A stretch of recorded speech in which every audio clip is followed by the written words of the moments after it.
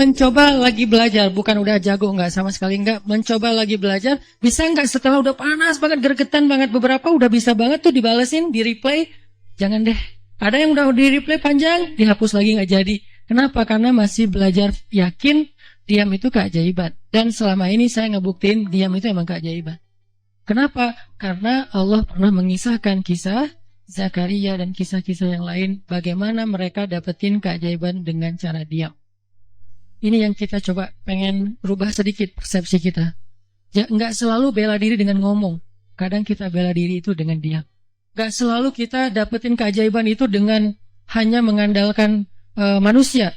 Tapi justru kita dapetin keajaiban saat kita mengandalkan Allah Subhanahu wa Ta'ala. Itu tuh dahsyat.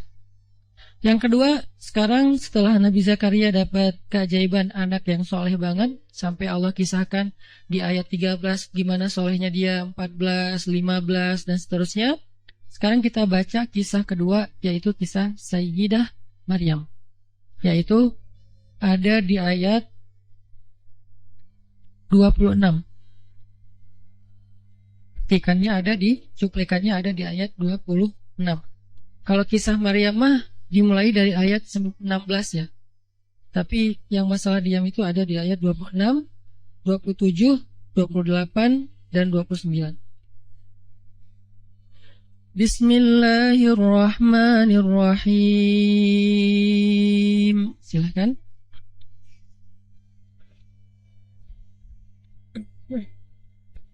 Fakuli washrabi wa qarri 'aina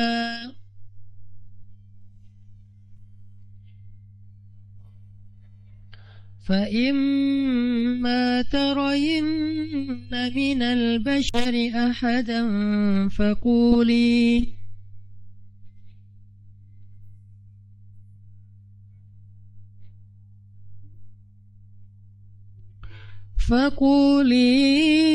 إني نذرت للرحمن صوما فلن أكلم اليوم إنسيا.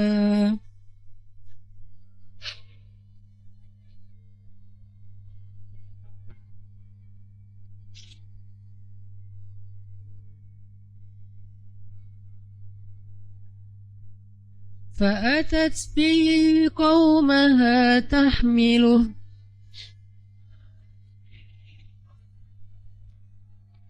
قالوا يا مريم لقد جئت شيئا فريا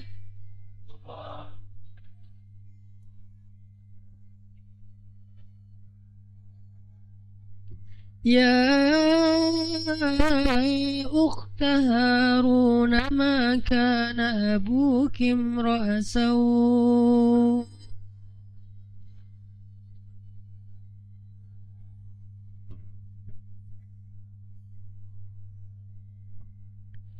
ما كان أبوك امرأ سوء وما كانت أمك بغيا.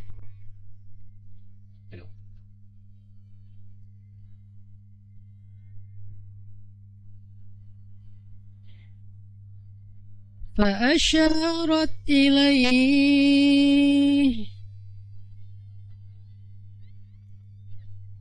قالوا كيف نكلم من كان في المهد صبيا.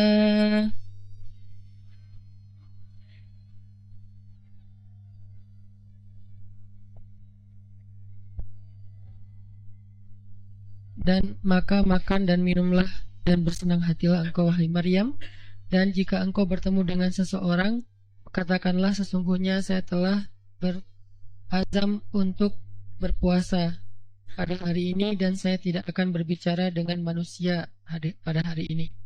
Lalu Maryam pun datang kepada kaumnya sambil menggendong bayinya. Kaumnya berkata, wahai Maryam, engkau datang kepada kami dengan membawa kalau bahasa kita tuh pembawa apa istilahnya, sial, apa ya, dengan membawa keburukan. Jadi kayak dianggap pembawa kesialan. Wahai saudari Harun, sesungguhnya ayahmu bukanlah seorang yang nista ataupun pendosa, dan begitu juga dengan ibumu bukanlah perempuan yang hina. Lalu Maryam memberi isyarat, fa'asyarat ilaih, memberi isyarat dengan menunjuk ke arah bayinya. Lalu mereka berkata, bagaimana kami akan berbicara dengan seorang bayi yang masih digendong oleh ibunya? Maksudnya masih terlalu kecil. Ini adalah cuplikan adegan Maryam ketika baru pulang kampung. Jadi ceritanya di ayat sebelumnya, ketika kandungan Maryam semakin besar dan nggak bisa disembunyikan dari penglihatan manusia, Maryam pun pergi menjauh ke sebuah tempat yang tidak ada siapa-siapa. Fahamalathu fantabadat bihi makanan qasiyya. Dia menjauh, mengucilkan diri ke tempat yang gak dilihat oleh siapa-siapa sampai melahirkan. Jadi kurang lebih sekitar 3 bulan 4 bulan Maryam gak ada di Al-Quds, gak ada di di Masjid Al-Aqsa dan sekitarnya. Dia pergi mengasingkan dirinya supaya tidak ada yang menghujat Maryam karena ngelihat perutnya sudah semakin besar dan dia gak punya suami. Setelah melahirkan, akhirnya Allah perintahkan Maryam untuk pulang. Setelah Allah ngasih makan, minum, dan kebahagiaan buat Maryam, fakuli washrobi wa qarri aina, dengan adegan korma yang menjatuhkan buah-buah rutop dan seterusnya, pulanglah Maryam. Nah, Maryam tahu ketika dia pulang dengan membawa bayi, dia pasti akan dihujat, dicela, dicaci maki, dibully oleh kaumnya. Lalu Allah memberi kepada Maryam bekal. Gimana cara ngadepin yang kayak gitu-gitu? Kata Allah, kalau kamu ketemu manusia, ketemu orang-orang, ketemu kaummu, bilang ke mereka, saya tidak berdebat hari ini. Saya nggak akan berdebat. Jadi dia tetap bisa ngomong. Tapi dia bilang, saya nggak akan berdebat. Saya nggak akan bicara dengan siapapun hari ini, karena saya sudah bernazar untuk diam. Bilang kayak gitu kepada kaum. Maka fa'atat bihi qaumaha tahmiluh. Maka datanglah Maryam kepada Al-Quds, kepada kota Al-Quds dengan membawa bayinya yang digendong. Datang. Baru dari ujung kota kelihatan Maryam, muncullah orang-orang Bani Israel semuanya rame di pasar-pasar mereka, semuanya menghadang Maryam. Maryam tiba-tiba dihadang di gerbang kota Al-Quds.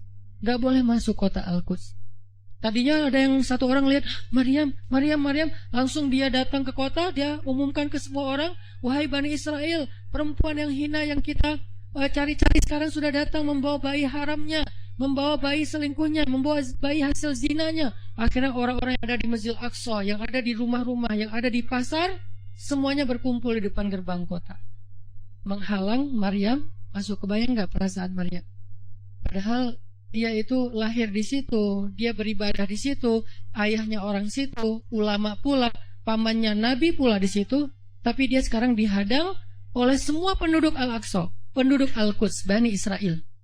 Ketika Maryam mendekat, mereka mengatakan, ya Maryam, laqad ji'ti syai'an fariya. Ini bahasa Al-Quran. Kalau aslinya lebih tercela daripada ini, karena ini bahasa Al-Quran yang tinggi, Allah menggunakan bahasa simbolik saja. Yang terjadi, mereka mencela Maryam. Mereka bilang, Maryam kamu pembawa sial, Maryam kamu perempuan hina, Maryam kamu tukang zina, Maryam kamu selingkuh, Maryam kamu ternyata pelakor, segala macam. Bayang nggak seorang perempuan yang mulia dituduh dengan kata-kata kayak gini? Sedih, pengen jawab, pengen bilang saya ini nggak pernah berbuat dosa, ini nih Allah yang ngasih kepada saya nggak punya suami dan saya diberikan anak yang suci dan segala macam. Nggak. Tanya kepada Zakaria kalau nggak percaya, saya punya buktinya segala macam. Nggak usah, diam aja. Maryam bisa ngomong kalau mau. Maryam by the way adalah perempuan secerdas Sayyidah Aisyah. Dia itu kayak Aisyah cerdasnya, kayak Khadijah bijaksananya, kayak Fatimah lembutnya, kayak Asiyah sabarnya. Maryam itu istimewa. Sampai sebagian ulama mengatakan Maryam satu-satunya nabi dari perempuan, satu-satunya nabi dari golongan perempuan. Sebagian kecil ulama ada yang menyebutkan demikian, sehingga mereka menyebut Maryam alaihassalam. Saking Maryam ini keren banget, istimewa banget.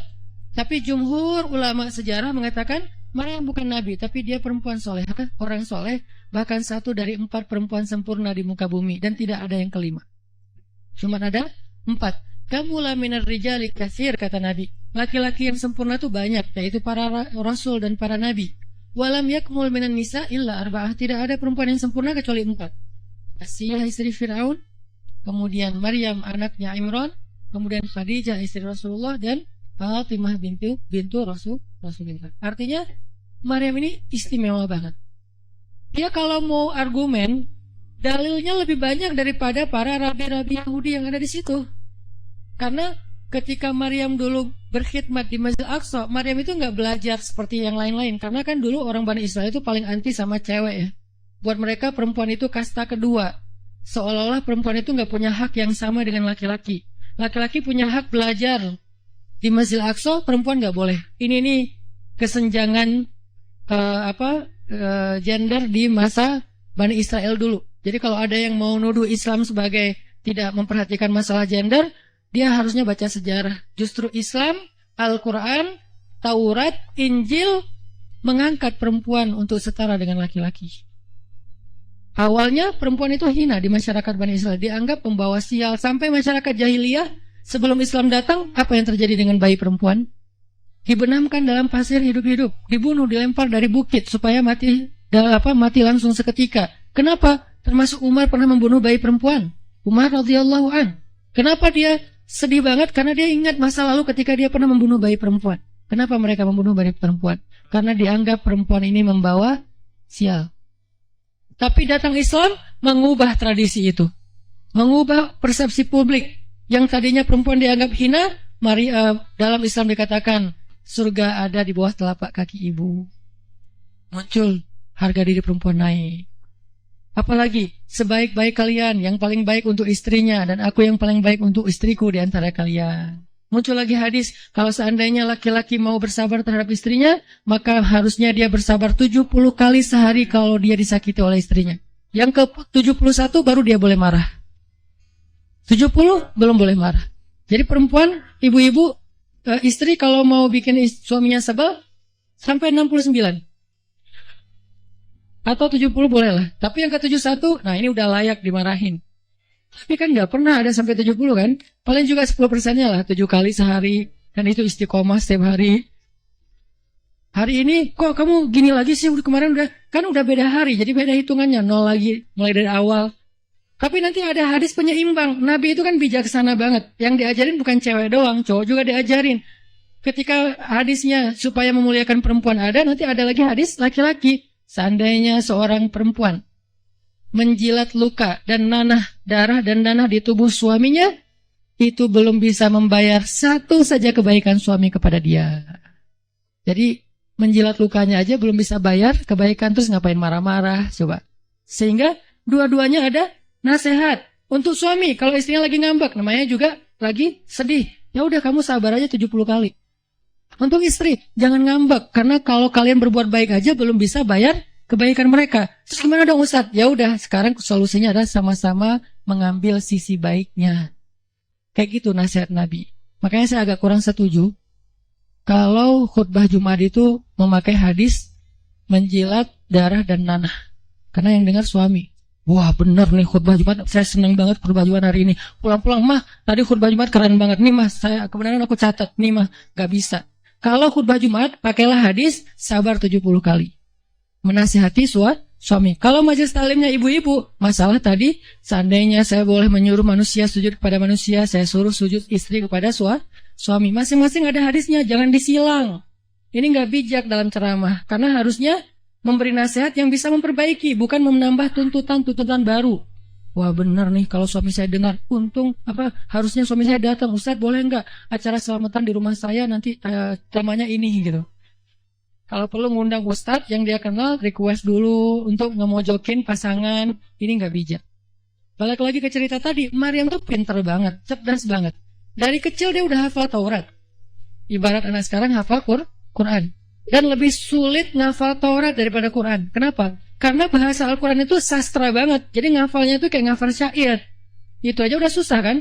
Kebayang gak ngafal Taurat? Lebih sulit lagi tuh. Dan Maryam dari usia di bawah 5 tahun udah khatam Taurat. Udah tahu tafsir Taurat. Usia 7 tahun. Bahkan saking keren dan pinternya Maryam, kadang-kadang ketika Maryam ngobrolin tentang Taurat sama Zakaria, itu Zakaria sampai geleng-geleng kepala. Maryam, gitu maksudnya? Sampai nanya ke Maryam. Gitu maksudnya. Maryam ngomongnya ke Zakaria udah kayak ngajar gitu. Saking pinternya Maryam. Jadi hadis-hadis Zakaria Maryam hafal. Kan para anbiya tuh punya hadis kan? Hadis Zakaria dihafal oleh Maryam. Tauratnya Musa dihafal oleh Maryam. Kebijaksanaan para nabi dihafal oleh Maryam. Dia dari usia 10 tahun tuh udah jadi ulama besar, Maryam. Artinya kalau misalnya orang mau berargumen dengan Maryam, dia punya banyak bahan. Dia punya banyak narasi. Dia lagian Maryam itu pintar ngomong.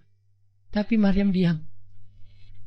Jadi kalau kita ngerasa pintar ngomong, pintar komen, pintar apa, tetap aja kita punya alasan harusnya kita diam. Karena Maryam yang lebih daripada kita, nah ternyata juga diam.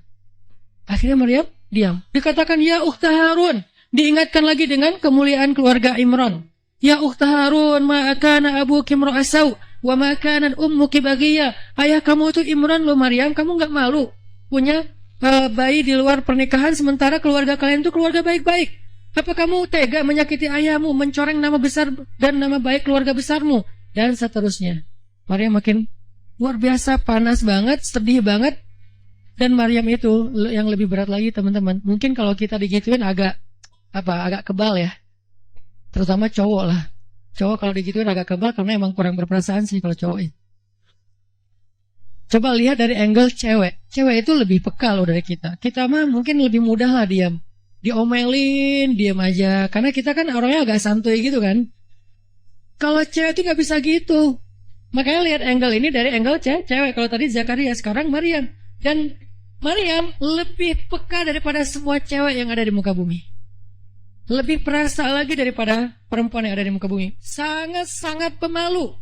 Saking pemalunya, ketemu cowok keren, ta'awuz coba. Cewek itu perasaannya lebih dalam daripada kita. Jadi kalau misalnya cewek-cewek, Maryam tuh gak punya, ketemu cowok keren aja dia ta'awuz. Siapa cowok keren yang ditemui Maryam? Jibril. Gabriel loh yang ditemuin. Dan waktu itu Jibril menjelma. Apa?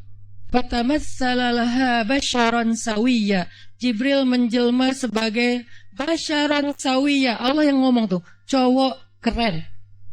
Allah yang bilang keren. Kalau kita merasa udah paling keren, menurut Allah biasa-biasa aja. Karena Allah pernah menciptakan Yusuf, Allah pernah menciptakan Muhammad, Allah pernah menciptakan Yahya. Kita merasa paling keren, Allah pernah menciptakan Sarah, perempuan paling keren juga, Aisyah, Fatimah. Jadi buat kita kayak udah kegeeran paling keren se-Bandung gitu kan ya. Menurut Allah mah biasa. Kalau Jibril, Allah sendiri yang bilang dia tuh emang keren.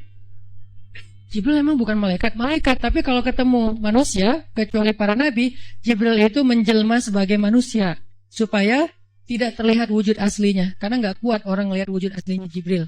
Nabi Muhammad aja pertama ngelihat Jibril dengan wujud aslinya pas di Gua Hira itu lari tuh, takut, saking ngerinya Jibril tuh. Jangankan manusia, malaikat aja segan sama Jibril. Jibril lewat, malaikat gak berani malaikat.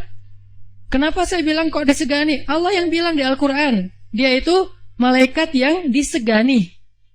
Dzu mirratin. Dzu mirrah kalau bahasa kita, malaikat yang sangat berwibawa. Sehingga di antara malaikat aja gak ada yang sembarangan bicara sama Jibril. Mau bicara sama Jibril kayak segan, malu, gitu malaikat. Cuma gak pakai itu mah Sunda ya. Pokoknya malaikat mah gak berani ngomong sama Jibril saking segannya. Kenapa? Gagah banget wujud aslinya. Ketika dia membentangkan sayapnya, itu sayap menutupi timur dan barat. Jadi matahari, bulan, bintang udah gak kelihatan. Yang kelihatan cuma Jibril dengan keagungannya. Itu belum Allah ya, baru ciptaan Allah. Jibril, salah satu makhluk Allah yang paling agung. Sehingga saking kerennya Jibril, Allah gak menyebutnya dengan nama malaikat. Padahal golongannya malaikat, tapi Allah menyebutnya dengan ruh. Ruhul Quds, roh kudus, yaitu Jibril. Nah ketika ketemu dengan Maryam, Jibril bermisal itu menjelma sebagai basyaran sawiyah, cowok keren banget. Saking kerennya Jibril, Umar aja terkesima ngeliat Jibril. Pernah Jibril datang ngajarin iman, Islam, ihsan kepada Nabi Muhammad, dan Umar ngeliat Jibril terkesima, gak bisa ngomong, diam aja, benar-benar speechless banget nih Umar. Jibril udah pulang, baru Nabi nanya, Umar tahu gak itu siapa? Hah? Apa Rasul? Gitu. Saking masih kayak terkesima. Apa Rasul? Tahu nggak barusan siapa? Siapa ya Rasulullah? Saya nggak kenal orang itu, kok keren banget. Kata Rasul, itulah Jibril. Masya Allah itu Jibril. Ya Alhamdulillah bisa ngeliat Jibril langsung. Tahu gitu tadi. Gitu ya. Kalau bahasa kita mah udah langsung pengen foto-foto kan sama Jibril. Kebayang nggak cowok sekarang lihat Jibril? Baru lihat apa? Artis Korea aja kita udah kayak gimana kan, BTS atau apa, udah segala macam, udah guling-guling, udah apa, udah gigit jari, baru BTS doang. Kadang-kadang nggak ngeliat BTS langsung, cuma lihat di TV doang, udah aku nggak bisa gini, aku nggak bisa gitu kan ya. Belum ketemu Jibril loh. Jadi nggak ada lah artis sekarang Jibril. Baru Yusuf aja udah pada ngiris tangan, belum malaikat. Sampai ketika cewek-cewek ketemu Yusuf, mereka bilang apa? Ini bukan manusia, ini malaikat. Jadi gantengnya Yusuf tuh bukan ganteng-ganteng apa? Itulah. Ganteng kok hewan gitu kan. Ini ganteng-ganteng malaikat. Belum ada tuh film atau sinetron itu. Yusuf itu ganteng-ganteng ganteng-gantengnya tuh malaikat. Levelnya tuh level malaikat. Jadi kalau ada Jibril, ada Yusuf kayak, nih yang mana Yusuf, mana Jibril ya? Keren dua-duanya. Nah Jibril datang ketemu Maryam, bukan di atas panggung rame-rame. Berdua coba, intimate banget kan? Kalau di atas panggung teriak-teriak gak keren lah, biasa aja. Ini tuh berdua, private banget. Di satu ruang kecil, berdua gak ada yang tahu. Tiba-tiba Jibril berdiri di depan Maryam, senyum dengan khas senyumnya malaikat yang mematikan gitu. Maryam pas buka mata lagi zikir, ngelihat Jibril depan matanya, keren banget. Langsung Maryam bilang apa? A'udzubillah. Wibawa banget kan Maryam? A'udzubirrahmani minka in kunta taqiyya. Jadi emang elegan sih orang-orang soleh itu. Dia langsung nunduk, dia bilang A'udzubirrahmani minka in kunta taqiyya. Aku berlindung kepada Allah yang Maha Rahman. Kenapa ngomongnya Rahman? Karena keren. Kalau enggak keren, a'udzubillah. Karena keren, A'udzubirrahman. Tapi masih taat, aus, cuman pakainya Rahman. Karena Allah tuh Maha Pengasih yang udah bikin kamu tuh keren. Diksinya luar biasa ya. Maryam gak bilang A'udzubillahi minasyaitonirrajim. Enggak, ini enggak layak dibilang setan. Ini terlalu keren. Jadi enggak bisa A'udzubillah. A'udzubirrahman. Berarti Maryam itu pinter. Sampai dia bisa memilih diksi Asmaullahil Husna. Dia nggak pakai diksi Allah, dia pakai diksi Ar-Rahman. Karena yang datang itu wajahnya tuh wajah orang baik, tapi keren. Akhirnya, A'udzubirrahmani minka in kunta taqiyya, kata Maryam. Jibril juga elegan, paham maksud Maryam. Maksudnya, kamu siapa? Itu pertanyaannya. Maryam nggak nanya, kamu siapa ya? Enggak gitu. Kan kayak culun-culun kayak caper gitu kan. Kak, kamu siapa ya? Aku ada salah sama kamu. Enggak gitu sih Maryam ngomongnya. Saking elegannya Maryam, dia nanya kamu siapa tapi pakai kalimat zikir. Keren gak sih? Kita kadang-kadang zikir A'udzubirrahmani minka in kunta taqiyya. Artinya apa Mbak? Sama-sama gak elegan ya. Kalau Maryam sama Jibril dua-duanya elegan. Bahasa orang elegan itu emang banyak kode sih. Jadi kita mah yang polos-polos kayak gini, yang remeh-remeh kayak gak jelas gini, ya nggak akan paham kalau nggak baca tafsir. Makanya kalau mau theater of mind, baca Quran itu pakai tafsir, pakai kisah, baru kita ngerti kondisinya. Oh gitu banget ya, dahsyat banget ya kejadian waktu itu.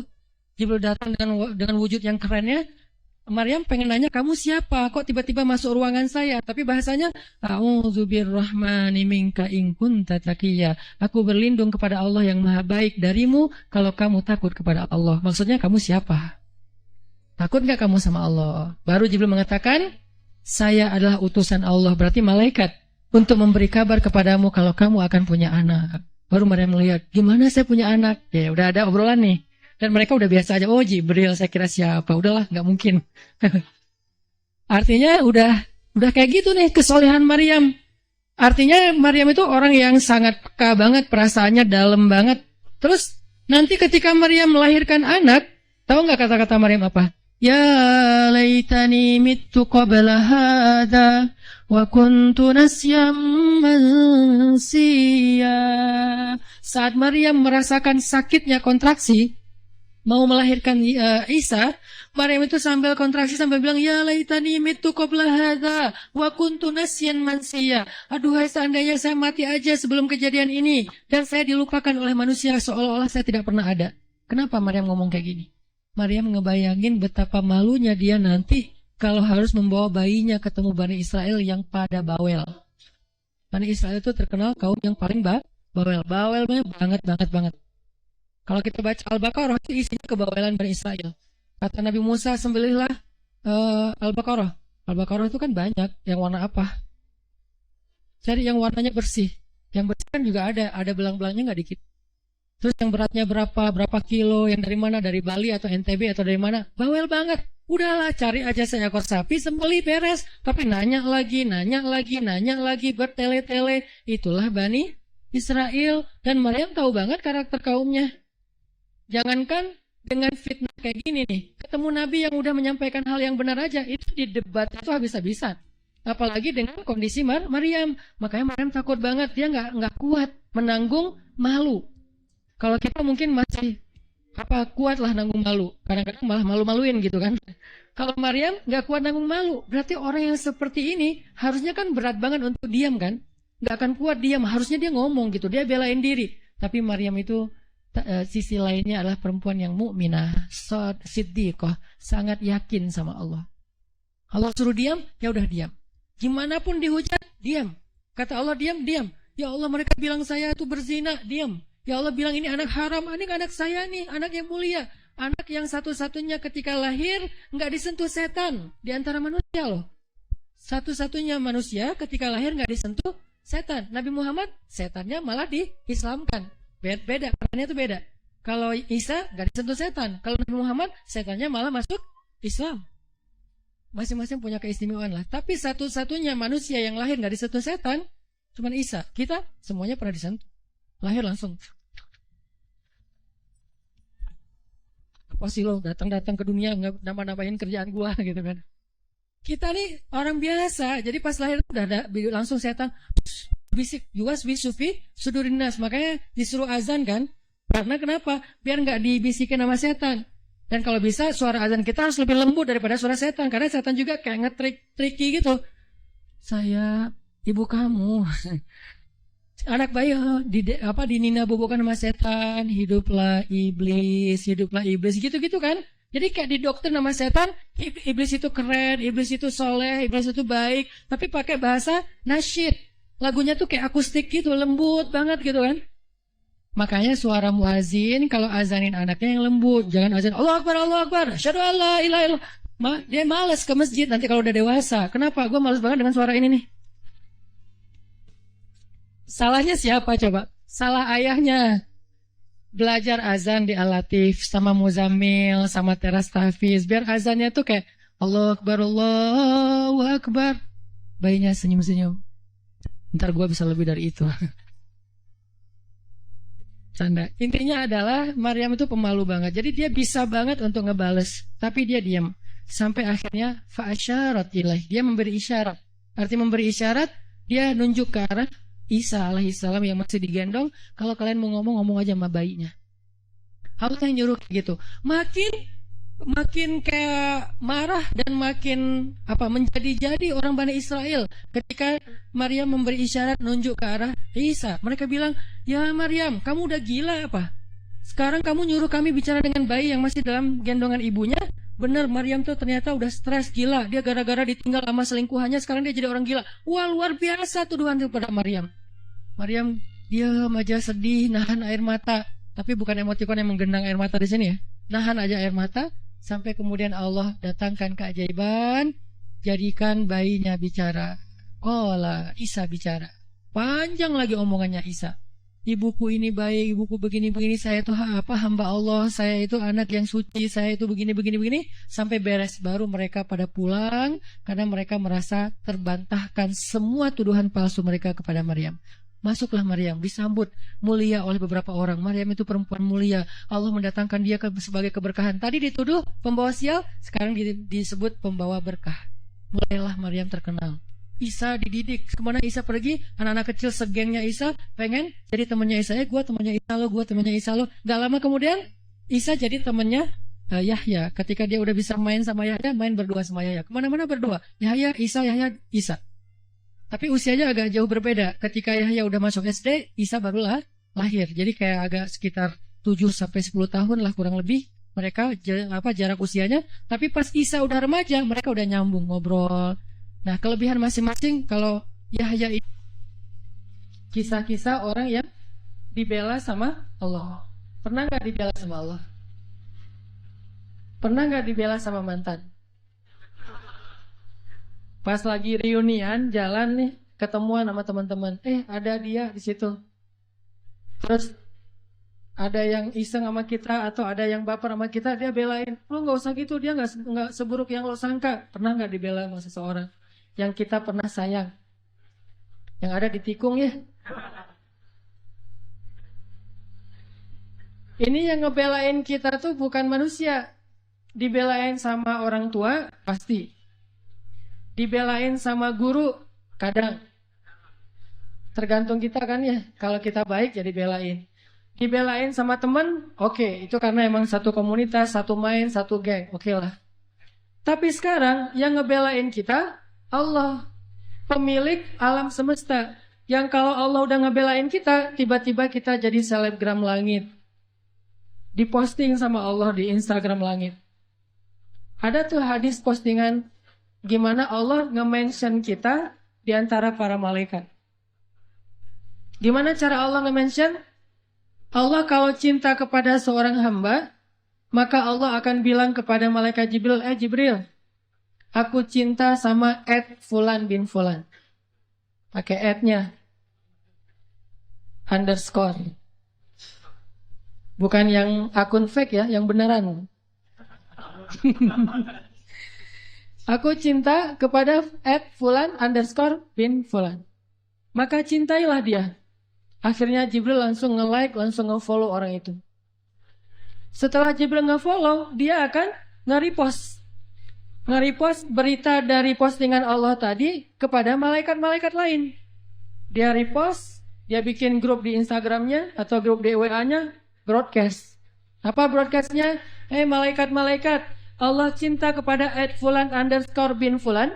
Aku juga mencintainya, maka cintailah dia. Tiba-tiba semua malaikat nge-following dia. Followersnya nambahnya, statistiknya tuh naik drastis. Yang tadinya cuma 1.000-2.000, sekarang 1,3 juta. Cie. Baru juga segitu.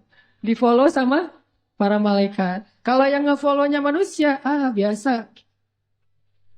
Yang luar biasa, yang follow itu adalah istri. Jadi nggak usah banyak-banyak, sampai 1,3 juta. Kalau nggak ada istri satu pun buat apa ya? Mending follower 1, istri. Instagram sepi, nggak ada postingan. Karena postingan semua rahasia. Ya. Kalau ada postingan yang masih bisa dipublish, berarti statusnya masih sendiri.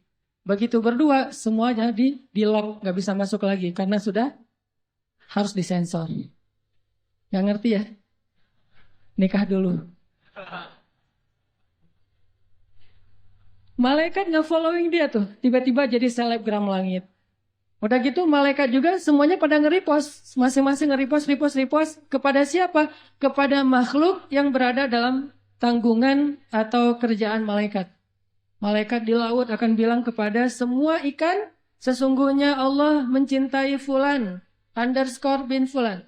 Jibril juga mencintainya. Malaikat juga mencintainya, maka cintailah dia. Sehingga tiba-tiba seluruh hamba Allah Subhanahu wa Ta'ala kecuali jin ataupun syaitan, semuanya akan nge-follow dia dan mendoakan dia dengan doa-doa yang baik. Bahasa sosmednya, semuanya bakalan nge-like. Ini orang yang dibela sama Allah. Nah, pengen gak teman-teman jadi orang yang dibela sama Allah? Dibela sama teman kan kita merasa bahagia banget ya. Oh ternyata dia bela gua gitu. Gimana yang ngebelanya? Allah. Ketika kita punya masalah sama seseorang, Allah yang akan ngedukung kita. Kata Allah, aku sama dia deh, gak sama kamu. Kita datang ke calon mertua. Kita bilang, Pak, Assalamualaikum, Waalaikumsalam. Saya pengen menyampaikan niat baik. Oh ya, ada apa dek? Saya pengen menyempurnakan agama. Gimana? Saya pengen nikah. Oh, bagus itu, Dek. Dengan anak bapak. Nah, itu kurang bagus, Dek.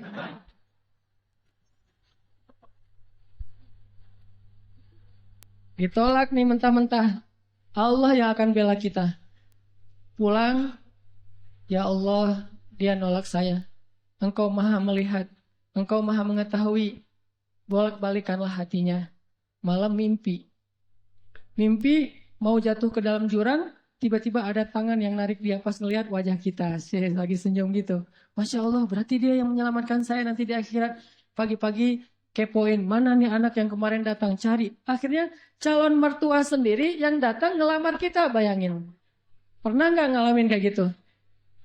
Sama, saya juga belum. Bisa nggak kayak gitu tuh? Ternyata ada orang yang kayak gitu. Allah yang menikahkan dia, bukan mertuanya. Dan mertuanya masih bingung, tapi Allah sudah mantap. Siapa yang kayak gitu? Ali dengan Fatimah. Sebelum Nabi menikahkan Ali dengan Fatimah, Allah sudah menikahkan Ali dengan Fatimah di langit. Itu kata Nabi. Wahai Ali, berbahagialah sebelum aku nikahkan engkau, sesungguhnya Allah dan Allah sudah menikahkan kamu dan Fatimah di langit. Jadi walaupun calon mertua masih bilang enggak, Allah udah bilang iya. Akhirnya enggak ada yang bisa bilang mengatakan tidak. Kun fayakun. Apa yang Allah kehendaki pasti akan terjadi. Enggak mungkin meleset. Kalau kita baca cerita gimana Ali sama Fatimah, nih sharing cerita pertama. Ali itu sebetulnya ada hati sama Fatimah. Udah lama nih dikecengin nih Fatimah. Dari sejak kecil udah bareng kan. Main bareng, petak umpet bareng. Pokoknya masak-masakan bareng. Kalau anak kecil zaman dulu kan main jadi apa, suami istri, bapak ibu gitu ya. Naik motor-motoran berdua. Padahal adik kakak atau sepupuan. Fatimah sama Ali itu sepupuan. Dari kecil juga Ali udah ngecengin Fatimah. Cuman kan Ali orang yang terhormat. Setelah dia balik, Fatimah udah balik, udah nggak mau lagi ngeliat-liat. Kalau waktu kecil biasalah anak kecil juga main, Fatimah, Ali gitu. Akhirnya pas udah usia remaja, Ali mulai makin yakin, makin tertarik sama Fatimah. Cuman nggak pede. Siapalah saya, kata Ali. Cuman anak orang miskin yang numpang tinggal di rumah Fatimah. Kan Ali dari kecil tinggalnya di rumah Fatimah, di rumah Khadijah. Sedangkan Khadijah orang kaya. Soalnya Abu Thalib itu miskin, anaknya banyak. Saking banyaknya gak sanggup ngurus, yang paling kecil dikasih kepada Rasul dan Khadijah disuruh rawat. Siapalah saya, kata Ali. Saya cuma numpang di rumah Fatimah. Gak selevel lah. Jadi saya gak mau berandai-andai. Walaupun hati gak bisa bohong kan. Pengen sih, tapi gak berani difikirkan. Saya nggak berani berandai-andai. Kata teman-teman yang segeng sama Ali tuh, yang suka main sama Ali, udah Ali coba dulu, siapa tahu berhasil. Kan kalau kita belum coba belum tahu. Udahlah nggak usah bahas yang kayak gitu lagi, jadi baper. Kalau bahasa kita mah ya. Lagi mikir Fatimah pengen datang, lagi nabung, lagi usaha gitu biar bisa bayar mahar. Tiba-tiba dapat berita yang bikin hati langsung kayak, yang bikin Ali langsung patah hati gitu. Baper berat. Apa beritanya? Abu Bakar datang menolong Fatimah. Ini berat nih saingannya. Abu Bakar. Udah Isya? Insya Allah nanti kita lanjutkan cerita ini setelah sholat Isya. Kita Isya dulu deh. Barakallah. Bismillahirrahmanirrahim. Teman-teman tadi kita sampai di mana? Oh, pernikahan antara Ali sama Fatimah. Judul kajian kita malam ini, orang-orang yang dibela sama Allah. Kisah orang-orang yang dibela sama Allah. Dan kita pengen belajar gimana caranya kita bisa jadi salah satu di antara orang itu. Yang kalau kita lagi punya masalah sama teman, dibela. Yang kalau kita ditolak, Allah yang membela. Bentuk pembelaan Allah, tiba-tiba Allah membolak-balikan hati orang itu. Dan buat Allah membolak-balikan hati itu lebih ringan dari kita membolak-balikan telapak tangan. Ada yang susah bolak-balik telapak tangan? Susah nggak ada kan ya? Gampang banget kan? Segampang itulah, bahkan lebih dari itu buat Allah untuk yuqallibul qulub, membolak-balikan hati. Buat teman-teman ya yang di sebelah selatan masjid, mohon bersabar, jangan memaksa masuk supaya semuanya nyaman. Kan ayatnya berlapang-lapanglah dalam majelis. Jadi berikan tempat untuk orang yang sudah masuk duluan. Mudah-mudahan yang di luar dapat pahala lebih. Karena bersusah payah untuk datang dan ternyata jauh di mata. Enggak, belum datang. Aneh. Oke, lanjut. Lupa Buat Allah membolak-balikan hati itu lebih gampang dari kita ngebolak-balikin tangan kita. Gampang banget nih. Jadi nggak ada yang di mata Allah atau dalam persepsi Allah ada hati yang kayaknya nih susah banget nih dibolak-balik. Jadi kamu mending nggak usah ke situ lagi deh. Saya juga kewalahan ngebolak-balik hati dia. Enggak, mudah. Terus kenapa ada yang dibiarkan, ada yang dibalikan hatinya? Karena ada yang pantas, ada yang tidak pantas. Jika kita sudah punya kepantasan, Allah akan balikan hati kita kepada kebaikan. Allahumma habib ilainal iman wa zayyinhu fi qulubina wa karrih ilainal kufra wal fusuqa wal isyan waj'alna minar rasyidin. Hafal doa itu? Nanti cari di YouTube lah ya. Ya Allah, jadikan kami cinta kepada amal soleh dan jadikan rasa cinta itu indah di dalam hati kami. Jadikan kami benci kepada dosa dan jadikan kami termasuk orang-orang yang mendapat petunjuk. Allah bolak-balikan. Gitu juga dengan hati calon mertua. Gimana pun dia ngeblok, nggak boleh masuk lah, gerbangnya digembok segala macam. Cuma gerbang. Mau 1000 lapis gerbang, kalau hatinya dibalikin, hilang semuanya tuh. Gampang banget kan? Buktinya malam ini nih. Allah membolak-balikan hati kita. Yang tadinya punya macam-macam rencana pada malam minggu, akhirnya Allah balikan hatinya, udah ke Masjid Agung aja deh. Bukan karena saya, bukan karena pemuda hijrah, bukan karena teman-teman panitia, tapi karena Allah mengikat hati kita, mengarahkan hati kita untuk bisa datang ke masjid. Sehingga ribuan anak muda tiba-tiba memakmurkan dan meramaikan majelis ilmu.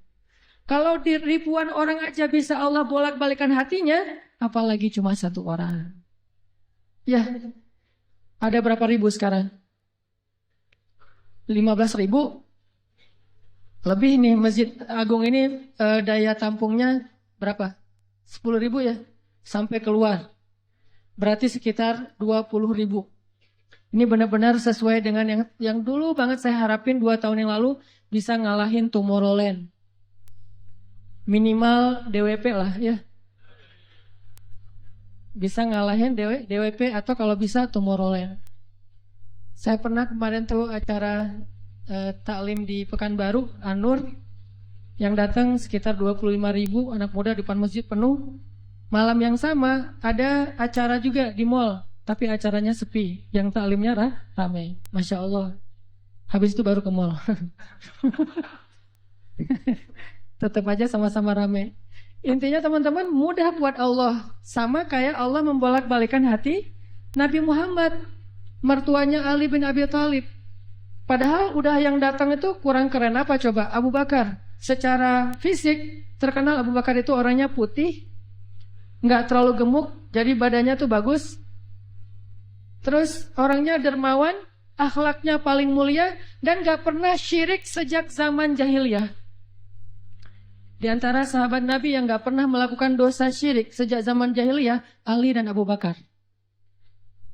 Malah Abu Bakar tuh waktu kecil pernah diajak sama ayahnya untuk nyembah patung.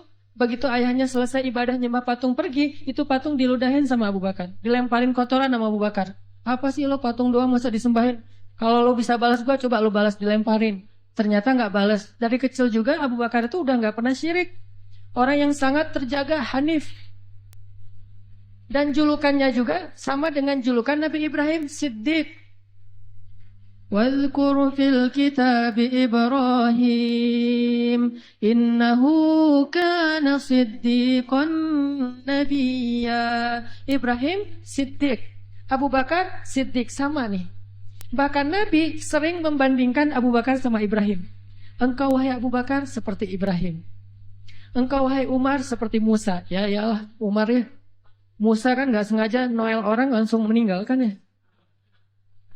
Melihat Bani Israel agak ramai gitu, lagi mau gelut sama orang Kipti. Karena Musa kasihan kepada Bani Israel yang lemah, akhirnya dia cuma ditakol dikit lah si orang Kipti ini teh. Cuma apaan sih lo? Meninggal. Belum diginiin, baru gini doang coba. Jadi kalau dulu ada ultimate fight, kayaknya Musa tuh juara bertahan tuh. Nah kalau di zaman Nabi, orang kayak Musa, Umar. Jawara, Quraisy. Kalau ada yang macam-macam sama Umar, lo berani sama gue. Nih lo lihat nih. Gak ada yang berani sama Umar. Kalau lo pengen istri lo jadi janda, Anak lo jadi yatim, lo tunggu gua di belakang gedung itu. Gedung, bukit. Gak ada gedung dulu teh. Gak ada yang berani nungguin umat. Lancar aja tuh hijrahnya. Artinya Abu Bakar tuh sering dibandingkan kayak Ibrahim. Terus dengan Nabi, akrab banget tuh Abu Bakar. Jadi kayak soulmate-an berdua tuh. Belum dapat risalah Islam juga, Nabi itu kalau jalan sama Abu Bakar, jalan yuk kemana? Ngopi, kalau bahasa kita teh, ngopi sama Abu Bakar berdua. Dari zaman sebelum Islam juga, Nabi itu dalam tanda petik udah sering ngopinya sama Abu Bakar. Coba, enak nggak nolak teman ngopi kita? Agak susah kan? Dia ngajak kemana? Nggak enak kan nolaknya? Ya udah, gue datang gitu. Ali ngerasa, wah nih yang datang nih saingan berat nih. Pernah bersaing dengan orang kayak gini? Pernah, cuman sering kalah. Nggak ada saingan juga masih ditolak ya, apalagi ada saingan. Nah itu mah saya banget, bukan teman-teman. Udah biasa ditolak, pada akhirnya diterima juga. Karena saya nggak mau menyerah. Datang Abu Bakar, mau ngelamar Fatimah. Ali pas tahu berita itu, ya udahlah berarti pupus harapan. Hashtagnya berhenti aja. Udah nggak bisa ngapa-ngapain. Tidak lama kemudian setelah Abu Bakar lama di rumah Nabi terus pulang, Ali merhatiin wajah Abu Bakar nih, wajah diterima atau wajah ditolak nih. Ternyata dapat kabar Abu Bakar ditolak sama Nabi. Yes, kata Ali. Abu Bakar ditolak sama Nabi. Cuman sisi lain, Ali makin gak pede. Kalau Abu Bakar aja ditolak, siapa saya? Bahkan lebih ditolak lagi. Jangan-jangan belum sampai di pintu juga, udah Ali pulang aja deh. Abu Bakar aja ditolak. Yang kurang apa coba? Akhlak luar biasa, agama terbaik, bahkan umat Islam paling baik imannya tuh, dan amal solehnya Abu Bakar. Nggak ada tandingan lah. Mau ngelihat surganya di akhirat. Orang kaya di dunia dan kaya di akhirat tuh Abu Bakar tuh. Ada orang yang di dunia miskin, di akhirat kaya. Di akhirat miskin, di dunia kaya. Kalau Abu Bakar, dunia akhirat kaya. Surganya Abu Bakar tuh dikelilingin sama Jibril. Jadi Jibril lagi pengen ngukur surganya Abu Bakar. Terbang setahun. Udah setahun terbang itu baru di pinggirnya surga Abu Bakar. Belum sampai ke tengah. Padahal Jibril itu kecepatannya lebih tinggi daripada kecepatan cahaya. Bayangin, udah setahun perjalanan cahaya baru di pinggir surganya Abu Bakar. Belum juga masuk, belum sampai ke alun-alunnya surga Abu Bakar. Baru juga perbatasan coba. Kurang apa Abu Bakar? Ditolak sama Nabi. Duh, makin gak pede, kata Ali. Cuma gak pakai, bukan orang Sunda soalnya. Gak lama kemudian datang lagi. Cowok keren, jawara Mekah, Umar datang. Assalamualaikum. Suaranya agak-agak gitulah. Walaupun susah nirunya, cempreng soalnya. Assalamualaikum. Waalaikumsalam, kata Nabi datang. Pas diintip sama Ali, tanya-tanya ke teman-temannya, ada berita apa nih, trending topik. Ternyata trending topik di Twitter, Umar melamar Fatimah. Wah, rame lagi viral di mana-mana. Makin, saingannya berat-berat gini, nggak ada yang di bawah saya gitu yang datang, biar saya agak-agak pede gitu. Ternyata Umar pulang juga ditolak lagi sama Nabi. Ali, yes, tapi tuh gimana ya kalau Umar aja ditolak, yang paling kuat bisa menjaga Fatimah banget kan? Kalau ada apa-apa Fatimah tenang aja, ada gua. Naik motor berdua sama Umar gitu kan, zaman kita mah ya. Sengaja nggak bawa jas hujan. Kalau udah hujan, buka baju kasih ke ceweknya, nggak pakai baju mau motoran. Cowok banget lah itu mah ya. Pulang-pulang sampai ke rumah minum antangin. Umar tuh jawarannya. Nabi kan pasti tenang banget ngasih anak ke orang kayak Umar. Keluar dia singa, di dalam dia kucing Anggora. Maksudnya apa? Dia tuh nggak pernah kasar sama istrinya, walaupun dia keras kepada musuhnya. Kalau dimarahin istrinya, diem aja. Udah selesai dimarahin, udah. Ya udah, pergi nyari teman. Mau curhat, habis dimarahin istri, pergi ke rumah Nabi. Pas di depan rumah Nabi kedengaran dari dalam, Nabi juga lagi dimarahin istrinya. Nabi juga diem aja. Ini teladan orang-orang soleh. Jadi yang keren tuh bukan yang gampang marahin istri, tapi yang gampang dimarahin istri. Setuju yang di atas? Cowok keren itu bukan yang gampang marahin istri, tapi yang gampang dimarahin istri. Ya mah. Di dalam rumah tuh, ya mah. Di luar, apa lo? Itu cowok keren tuh.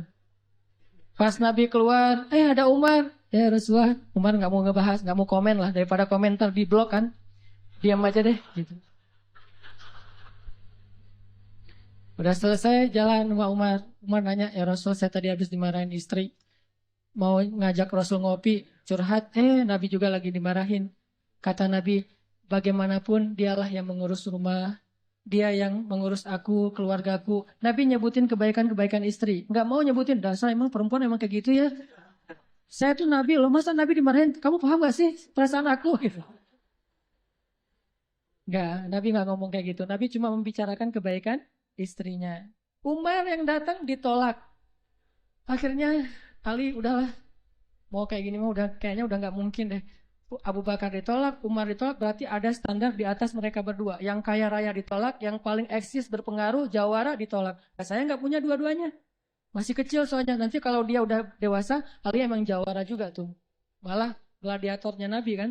Ketika orang nggak berani menantang seorang musuh, Ali yang berani. Saya Rasulullah, Ali itu. Akhirnya Ali diam-diam aja, udah nggak mau ngebahas lagi tentang Fatimah. Udah aja tutup bab tentang Fatimah. Sekarang yang lain aja deh. Tapi teman-temannya ngegojlokin terus. Ali. Kalau bahasa kita jomblo gitu. Dibully terus. Ustadz posting bully. Teman ngomong ngebully. Pokoknya bully nasional aja. Karena dibully-bully terus, akhirnya Ali memberanikan diri. Ya udah datang deh bertamu. Pokoknya malam ini diterima, ditolak. Walaupun kemungkinan besar ditolak, saya harus datang dulu nih sama Nabi. Beraniin diri, gak usah majang mikir. Datang. Assalamualaikum, waalaikumsalam. Ali masuk gak? Ada Nabi kan senang banget sama Ali ya. Kesayangan Nabi banget lah pokoknya Ali itu. Duduk, ada apa Ali? Enggak, cuma pengen silaturahim. Enggak ngomong apa-apa coba. Cuma pengen silaturahim. Nabi sehat, mau diambil air hangat. Oh, pokoknya gitu-gitu aja. Ali ada apa? Enggak ada apa-apa ya Rasulullah, cuma kangen aja pengen duduk sama Nabi. Kayak gitu aja terus. Lama-lama Nabi kan paham. Dan Allah yang kasih wahyu. Ali, kamu gimana sama Fatimah? Langsung Fatimah.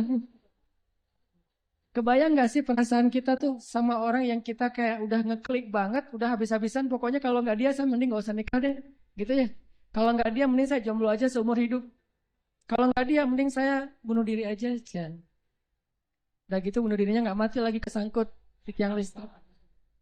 Ali itu udah hatinya tuh udah kena banget sama Fatimah, dan itu karena Allah yang mengikat hati mereka berdua. Pas Nabi bilang gitu, Ali langsung curhat. Ya Rasul, ya saya pengen, tapi saya nggak punya apa-apa. Kata Rasul, kamu punya apa? Saya di rumah tuh cuma punya 3 barang. 1 pedang, 1 onta, 1 baju besi. Nggak punya emas, nggak punya apapun. Kata Nabi, kalau pedang kamu butuh untuk berperang. Onta kamu butuh untuk mengangkut air. Ya udah deh baju besi aja. Bawa ke sini baju besinya untuk jadi mahar buat Fatimah. Beneran Rasul baju besi? Itu bajunya besi loh Rasulullah, bukan yang tangan kayak gitu apa cincin. Gak apa-apa kata Rasulullah. Keluar Ali, Allahu Akbar, Allahu Akbar. Orang-orang pada heboh. Langsung muncul lagi trending topik hashtag Ali diterima. Coba kata Nabi, wahai Ali, bergembiralah, berbahagialah. Sesungguhnya sebelum aku menerima kamu, Allah sudah menikahkan kamu dengan Fatimah di langit. Ini orang yang dibela sama Allah. Apa rahasianya? Oke, cerita kedua. Orang yang dibela sama Allah, namanya Hafsah. Siapa Hafsah? Anaknya Umar. Hafsah itu artinya singa betina. Jadi bapaknya singa jantan, anaknya singa betina, sama-sama luar biasa nih. Hafsah, istri Nabi, salah satu di antara istri Nabi yang solehah. Suatu hari, nggak tahu gimana ceritanya, ada masalah antara Nabi dengan Hafsah. Ini nggak dibahas di dalam teks hadis apa masalahnya, dan kita nggak usah kepo ya. Pokoknya ada masalah aja antara Nabi dengan Hafsah, sehingga Nabi terpaksa menceraikan Hafsah. Diceraikan Hafsah secara baik-baik. Lalu Hafsah disuruh diantar kembali ke rumah orang tuanya kepada Umar bin Khattab. Baru aja Nabi pulang, Allah mengutus Jibril. Jibril datangin Muhammad. Jibril turun mengatakan, ya Rasulullah, wahai Nabi Muhammad, rujuklah Hafsah. Sesungguhnya Hafsah adalah istrimu di dunia dan istrimu di surga. Coba bayangin. Nabi ini yang menceraikan Hafsah, tapi Allah dan Jibril ngebelain Hafsah. Berarti Allah ngebelain banget nih cewek. Cewek gimana sih kok dibelain banget sama Allah? Begitu suaminya emosi, tiba-tiba nggak sengaja ngomongin, ya udah kita jalan sendiri-sendiri aja. Allah yang ngasih pertolongan. Allah yang ngebelain si cewek ini. Sehingga Allah mengutus Jibril, langsung turun Jibril buru-buru kepada Nabi Muhammad sebelum masa iddah Hafsah selesai. Lalu Jibril mengatakan, rujuklah Hafsah, sesungguhnya dia istrimu di dunia dan istrimu di surga. Akhirnya Nabi pun merujuk Hafsah.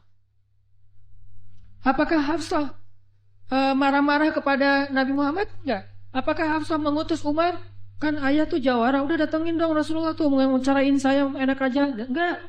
Enggak mengandalkan makhluk sama sekali. Hafsah cuma gini, ya Allah, saya yang salah, bukan Rasulullah. Tapi saya tidak bisa hidup tanpa Rasulullah. Dia adalah cinta sejati saya. Allah langsung, ya benar Hafsah, udah gua turunin sih. Jibril turun. Jibril turun nih coba. Ya Rasulullah, rujuk Hafsah, dirujuk. Apa rahasia orang cewek sekeren Hafsah sampai dibelain dari langit ketika dia bercerai sama suaminya? Kisah yang ketiga, cewek juga dibelain sama Allah sampai turun ayat. Kalau tadi dua cerita tidak turun ayat, cuma ilham atau wahyu dalam bentuk isyarat. Kalau sekarang sampai turun ayat loh. Yang ada di dalam surat Curhat. Teman-teman tahu surat Curhat? Surat Al-Mujadalah. Kan terjemahan dari Mujadalah curhat kan ya? Jadi kalau kita pengen lihat curhat itu juga ada di dalam Al-Quran. Bahkan jadi nama surat Curhat. Al-Mujadalah atau Al-Mujadilah. Siapa yang dikisahkan di dalam surat itu? Coba teman-teman buka surat Al-Mujadalah, surat 58 ayat 1. Yang punya aplikasi Al-Quran di handphonenya, coba buka surat 58 ayat 1 Al-Mujadalah. Kita lihat nih gimana Allah ngebelain seorang cewek yang disebut di dalam ayat itu. Saya bacain ya. A'udzu billahi minasyaitonir rajim. Yuk bareng-bareng.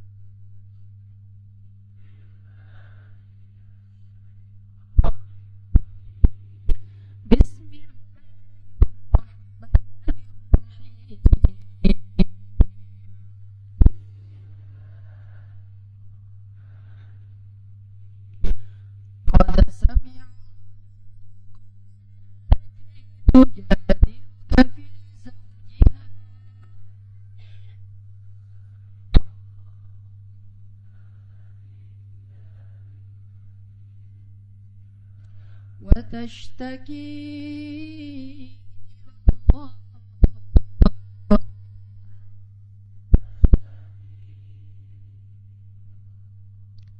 والله يسمع تحاوركما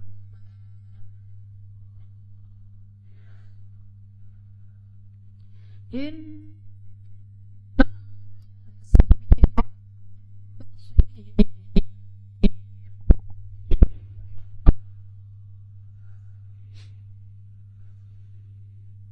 Sungguh Allah telah mendengar ucapan seorang perempuan yang meminta nasihat tentang suaminya, dan dia curhat kepada Allah, dan Allah mendengar percakapan kalian berdua. Sesungguhnya Allah Maha mendengar lagi Maha melihat. Siapa cewek ini? Namanya Khawlah bintu Sa'labah. Namanya Khawlah. Catat tuh, biar kita kalau ngegosip, gosipnya tentang sahabat. Siapa istri Nabi ini gosip ya? Tapi gosip yang benar. Siapa istri Nabi yang pintar masak? Jarang dengar kan? Istri Nabi yang pintar masak namanya Zainab. Ummu Salamah. Istri Nabi yang pintar masak namanya Ummu Salamah. Kalau di zaman kita mah jadi Ummu Salamah Cake, punya brand. Pokoknya kalau Ummu Salamah udah masak, Nabi itu senang banget. Masakan kesukaan Nabi itu dimasakin sama Ummu Salamah. Nah sekarang kita ngebahas cewek lain nih yang dibela sama Allah pas dia lagi ada masalah dengan suaminya, namanya Khawlah bintu Sa'labah.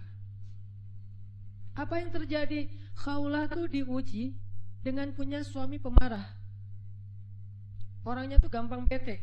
Gampang marah-marah. Pokoknya kalau udah jalan sama suaminya, di jalan dia marah-marah aja. Sama supir angkot marah, sama motor marah, marah aja kerjaannya.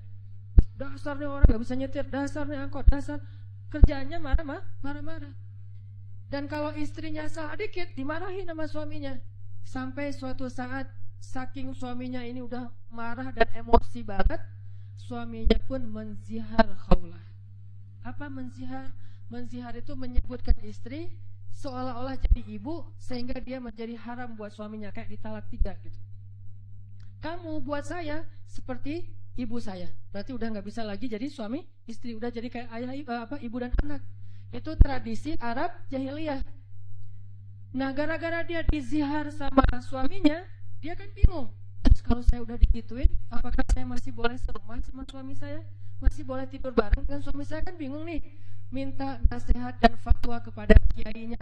Waktu itu adalah Rasulullah SAW.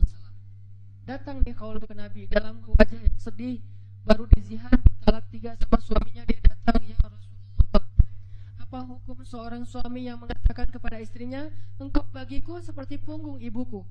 Artinya udah nggak halal lagi. Nabi mengatakan, kalau gitu engkau wahai Khawlah sudah cerai dengan suamimu, udah nggak bisa lagi bareng bersama Khawlah. Akhirnya Khawlah pun pulang dalam keadaan sedih.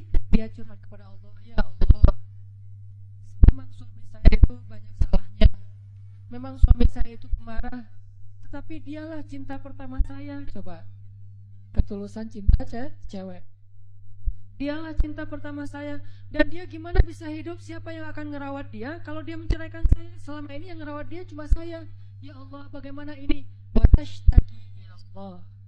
Minta nasihat kepada manusia, tapi curhat kepada Allah. Itu ayatnya tuh.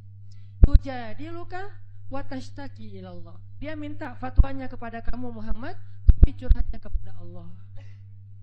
Jangan terlalu sering curhat kepada manusia, bahaya. Apalagi dua-duanya masih jomblo. Kita curhat ke teman kita, gue lagi kencengin cewek nih, kayaknya soleha banget, hafal juz 30. Oh gitu? Ya, anak mana? Yang sekampus sama kita, namanya si Fulan, dan seterusnya disebutin, identitasnya, CV-nya udah lengkap. Ternyata dia duluan yang maju, ditikung di tengah jalan. Kan itu berat banget ya. Gara-gara apa? Kok dia tahu tentang cewek itu? Gara-gara curhat kita. Allah tidak pernah menikung hambanya. Hamba sesama hamba saling menikung. Muncullah adegan nanti datang di acara wedding mantan, begitu nyanyi kayak gitu, yang baper-baperan gitu ya, nangis berjamaah. Ini karena sering curhat kepada manusia. Manusia juga kadang-kadang nyebelin. Kita curhatnya sedikit, baru opening dia udah balas curhat lebih banyak lagi. Wah, habis diputusin, caranya nggak enak lagi tuh. Gimana nggak enak? Dia cuma ngomong gini, kita jadi adik kakak aja ya. Kan berat banget buat gua. Oh gitu, lu masih mending, gua lebih parah dari itu. Cerita dia tuh, akhirnya dia yang curhat sama kita. Itu ke manusia. Kalau ke Allah nggak gitu. Allah maha sami'un, maha mendengar. Arti sami'un itu nggak pernah lelah mendengar. Itu arti sami, nggak pernah lelah mendengar. Kita curhat semalam suntuk juga, Allah tetap sayang sama kita. Udah ya, kelamaan curhat kamu, yang lain hamba-hambaku masih banyak tuh. Nggak ada kayak gitu. Makin kita lama curhat sama Allah, makin Allah sayang sama kita. Makin kita lama curhat kepada manusia, makin dia sebel sama kita. Bayangin kita telepon teman kita, baru juga 10 menit, maaf ya udah lowbat, maaf ya gua harus ngangkat jemuran, maaf ya dan seterusnya. Manusia, tapi Allah Sami'un, maha mendengar. Arti maha mendengar ini, Allah tuh gak pernah bosan ngedengerin curhat hambanya. Jadi bukan hanya dia ambil dari angle Allah maha mendengar segala ucapan kita, bukan cuma itu angle-nya. Ambil angle-angle yang motivasi. Ternyata Allah itu gak pernah bosan, gak pernah capek ngedengerin curhat kita. Jadi kalau kita pengen curhat yang panjang, yang gak akan pernah dicuekin, kadang-kadang kita curhat telepon ke teman kita di loudspeaker, dia ngapain gitu ya. Kok gak ada suara, dia kok diam aja. Kamu dengar kan? Dari jauh dia langsung lari, iya dengar, pergi lagi. Kita ngomong sendiri, teleponnya ditaruh di atas bantal, dia pergi. Itu manusia, Allah enggak. Wa idza sa'alaka fa in kalau kita tanya ke Allah pengen curhat, Allah bukan menjauh. Apa-apa, sini, dekat. Allah malah mendekat pada kita. Apa? Wahai hambaku, ada apa? Kalau teman kita menjauh, kalau Allah mendekat, coba. Sami'un, qaribun. Orangnya tuh qarib. Kalau bahasa kita qarib, akrab orangnya. Dia bukan orangnya, zatnya. Allah itu zatnya akrab, asik gitu. Gak bakalan nyebelin. Allah gitu banget sih, saya udah capek-capek curhat semalaman ternyata gak didengar. Sami'un. Curhat ke Allah. Begitu Khawlah curhat ke Allah, akhirnya Allah turunkan ayat ini. Sesungguhnya Allah sudah mendengar dan melihat percakapan kalian berdua. Maka sesungguhnya zihar itu perbuatan dosa. Maka tetapi bisa untuk dianulir. Gimana menganulir zihar? Nanti dijelasin di ayat-ayat berikutnya. Allah marahin suaminya, Allah menasehati Rasulullah, sehingga akhirnya Rasulullah memanggil kembali Khawlah, Khawlah kesini dong. Datang Khawlah, ada apa ya Rasulullah? Allah telah mendengar percakapan kita, wahai Khawlah. Allah mendengar percakapan Rasul dengan Khawlah dan disebutin percakapannya, sehingga kemudian Allah mengatakan sesungguhnya perbuatan zihar itu adalah dosa besar. Dimarahin tuh suaminya sama Allah. Allah sendiri yang marahin suaminya. Gimana kok ada cewek yang dibela banget sama Allah sampai suaminya dimarahin Allah ketika menyakiti dia? Ini seseorang yang luar biasa, sesuatu banget nih. Bisa nggak kita jadi cewek-cewek yang seperti Khawlah di zaman now? Ya. Bisa nggak tuh? Dibelain sama Allah. Begitu kita ada masalah sama teman kita, dia menghina kita, mencela kita, Allah yang ngebelain kita. Mungkin gak akan turun wahyu lagi karena wahyu sudah terputus sejak Rasulullah wafat. Tapi Allah punya banyak cara membela hambanya, bukan cuma dengan wahyu. Apa rahasia Khawlah jadi orang sekeren ini? Sehingga ketika suatu hari Umar bin Khattab udah jadi presiden kedua, Amirul Mukminin julukannya. Umar pernah lagi kayak belusukan, lagi jarambah gitu, masuk ke gang-gang. Tiba-tiba ketemu Khawlah. Dan waktu itu Khawlah udah jadi nenek-nenek, udah agak senior nih. Lihat Umar lewat, diberhentiin sama Khawlah. Tunggu dulu. Bayangin, presiden diberhentiin sama nenek-nenek. Ini presiden luar biasa ya. Mobilnya dengan apa segala pas pampresnya diberhentiin sama dan pakai pas pampres karena banyak yang pengen bunuh Umar kan. Akhirnya terpaksa pakai pengawal. Diberhentiin sama Khawlah. Tunggu dulu, berhenti. Umar turun dari ontanya. Kemudian Khawlah mengatakan, ya Umar, coba digini-giniin sama Khawlah. Nenek-nenek giniin presiden. Ya Umar, dulu itu kamu itu cuma anak kecil ingusan yang kami panggil Umair. Umar itu artinya Umar kecil. Kayak Sam jadi Semi, anak kecil jadi. Umar jadi Umair, pakai Y. Mungkin orang barat juga nyontohnya dari bahasa Arab. Pakai Y jadi kecil. Ataki, kalau jadi Y anak Ataki kecil. Umar, Umair. Umar, dulu tuh kamu cuma anak ingusan yang kami panggil Umair. Artinya lo mah junior, saya yang senior. Itu maksudnya. Terus tiba-tiba Allah memberi kamu tubuh yang gagah, kekuatan yang luar biasa, sehingga kami memanggil kamu dengan Umar. Lalu Allah memberikan kamu hidayah, sehingga kami memanggil kamu Al-Faruq.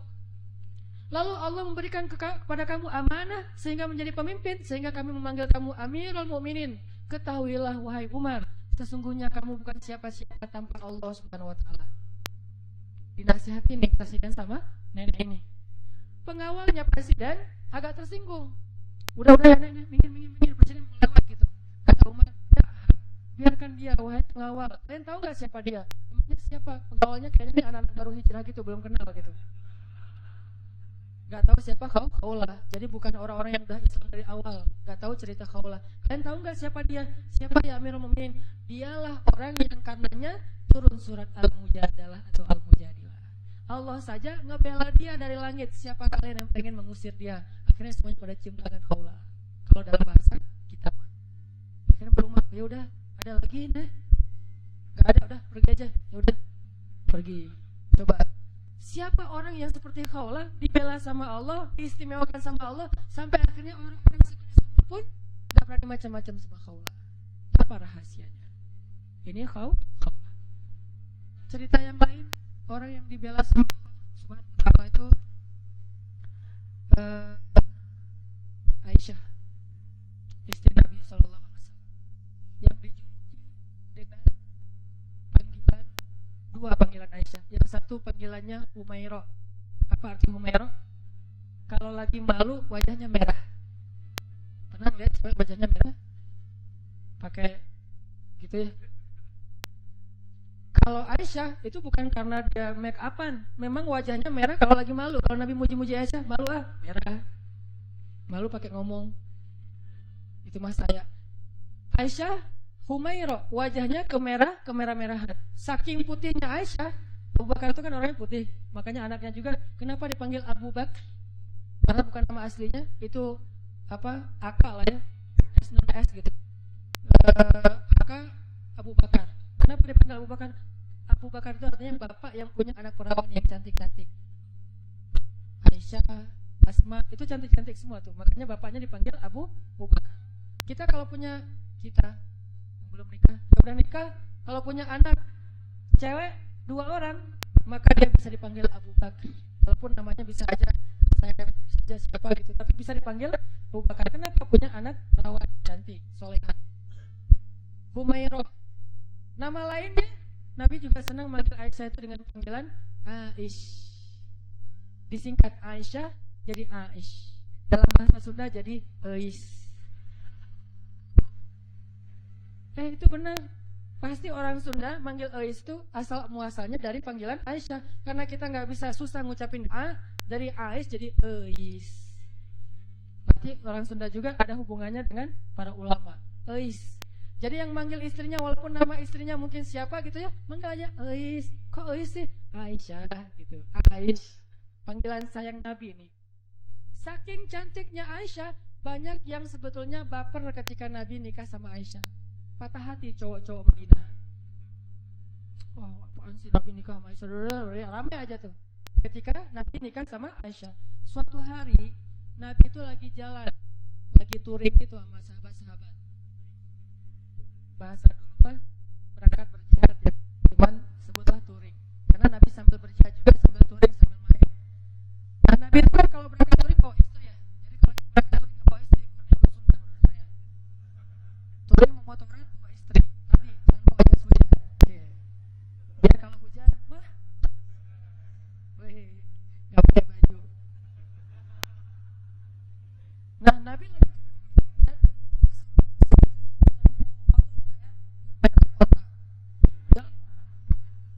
jalan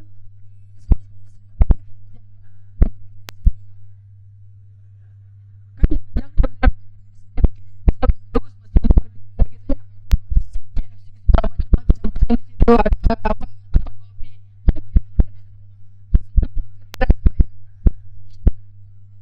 Kendaraan yang tertutup, onta di atasnya ada kayak tandu gitu ditutup khusus buat cewek biar nggak kepanasan. Kalau yang cowoknya naik tempat yang terbuka. Kalau bahasa kita sekarang tuh mobil lah ya. Aisyah naik mobil, suaminya naik motor. Yang nyetir siapa ya?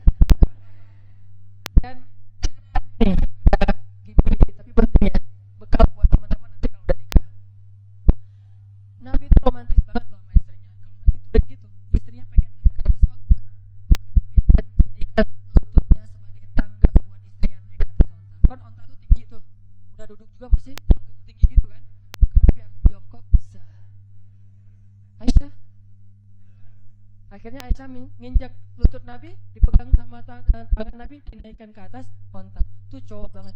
Makanya kalau kita pengen naikin istri kita ke atas motor, walaupun motornya bebek ya, gak masalah. Motor bebek, udah diceperin lagi tuh, rendah gitu ya. Mah, apaan sih Pak, bisa sendiri kali gitu. Pengen ikut sunnah malah gagal. Jadi sunnah sih banyak sunnah Nabi yang benar romantis. Touring nih, berarti dia punya kendaraan sendiri. Dia rest area, Aisyah ke belakang. Kemudian di rest area ada toilet segala macam, ada ikhwan ada akhwat, Aisyah pergi ke belakang.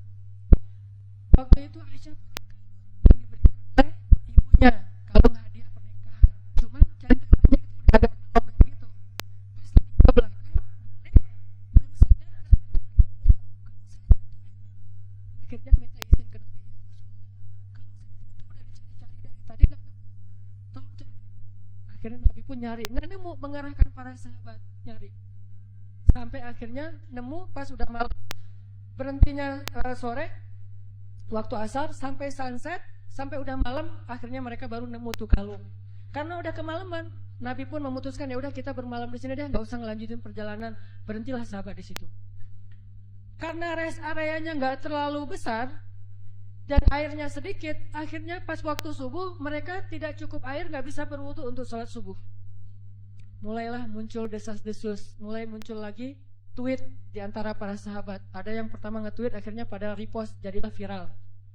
Apa tweetnya? Ini gara-gara Aisyah nih. Kita nggak bisa sholat subuh, nggak punya air, gara-gara Aisyah. Hashtag gara-gara Aisyah, sebar.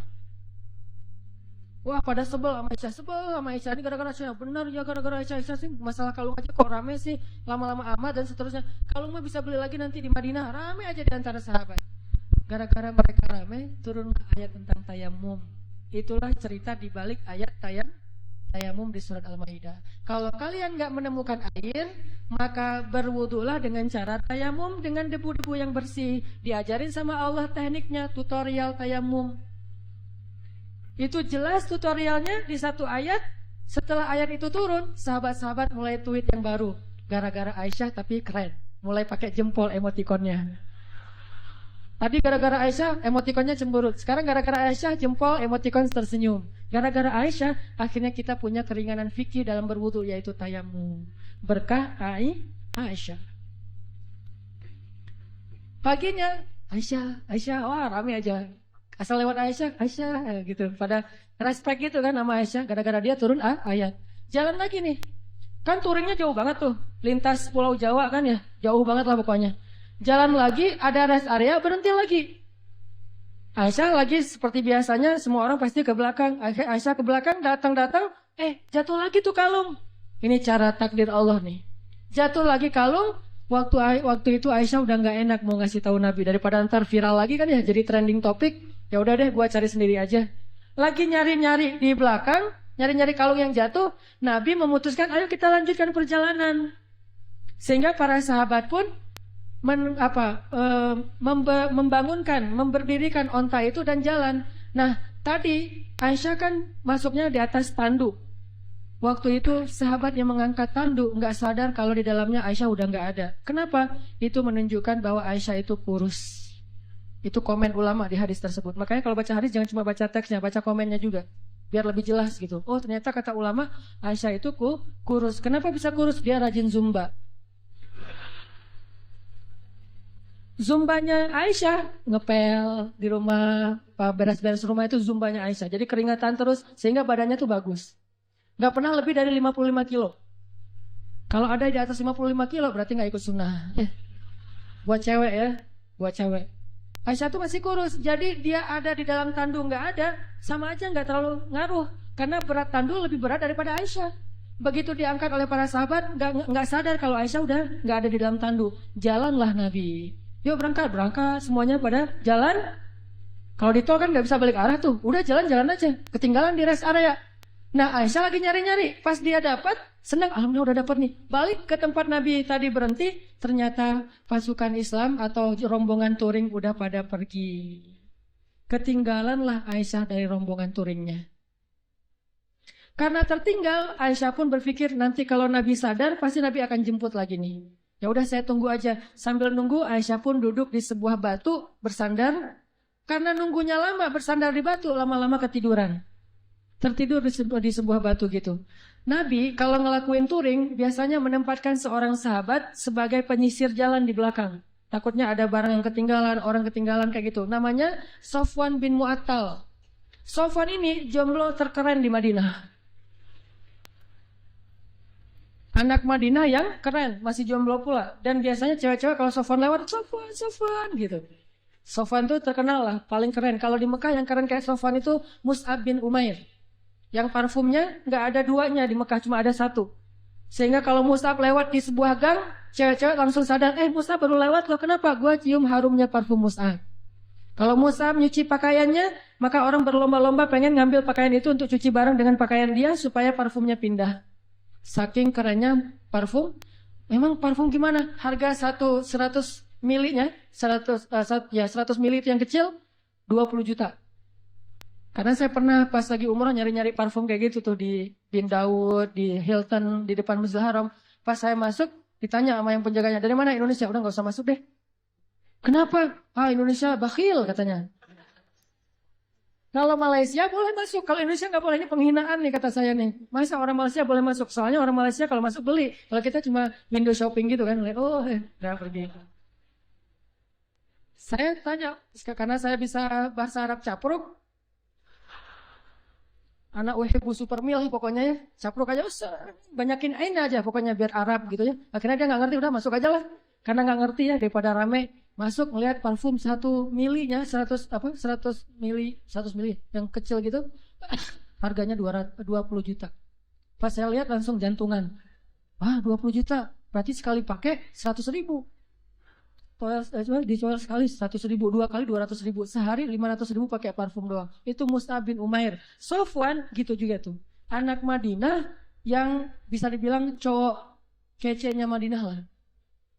Lagi nyisir, pas sampai di rest area, ngelihat ada cewek lagi tidur di atas batu. Bukan tidur, lebih tepatnya bersandar di batu ketiduran. Pas Sofwan mendekat, ngelihat wajahnya, ternyata itu Aisyah. Langsung Sofwan berta'awuz. A'udzubillahi minasyaitonirrajim. Terus Sofwan mengatakan, taraju, innalillah wa inna ilaihi raji'un. Taraju yang di Tasik Garut, itu dari bahasa Arab. Taraju. Apa arti taraju? Innalillah wa inna ilaihi raji'un. Taraju artinya mengucapkan innalillah. Langsung Sofwan, innalillah wa inna ilaihi raji'un, berpaling. Coba bayangin, solehnya Sofwan. Kalau kita kan, alhamdulillah. Sebaliknya. Kalau Sofwan, innalillah. Nih cowok keren tuh kayak gitu tuh. Innalillah. Kalau Maryam, ngelihat Jibril, kan Maryam pernah lagi sendirian tuh di mihrab. Lagi berzikir. Tiba-tiba datang cowok keren namanya Gabriel. Jibril itu kan kalau turun ke bumi berwujud basyaron sawiya, laki-laki yang sempurna. Pas Maryam ngelihat cowok keren gitu, apa kata Maryam? A'udzubillah. Bukan Masya Allah, bukan. A'udzubillah. Jadi cewek-cewek nih, kalau ngelihat postingan ada cowok yang keren, a'udzubillah. Yang mana ya tadi? A'udzubillah aja, jangan dilihat. Yang cowok-cowoknya ada yang cewek keren, innalillah wa inna ilaihi raji'un. Jadi kalau cewek-cewek nanti di luar dengerin ada yang taraju, berarti ada yang keren tuh. Mana. Innalillah wa inna ilaihi raji'un. Karena ucapan tarajunya keras, akhirnya Aisyah kaget dan bangun. Pas Aisyah bangun, langsung Aisyah nunduk gitu karena malu kepada Sofwan.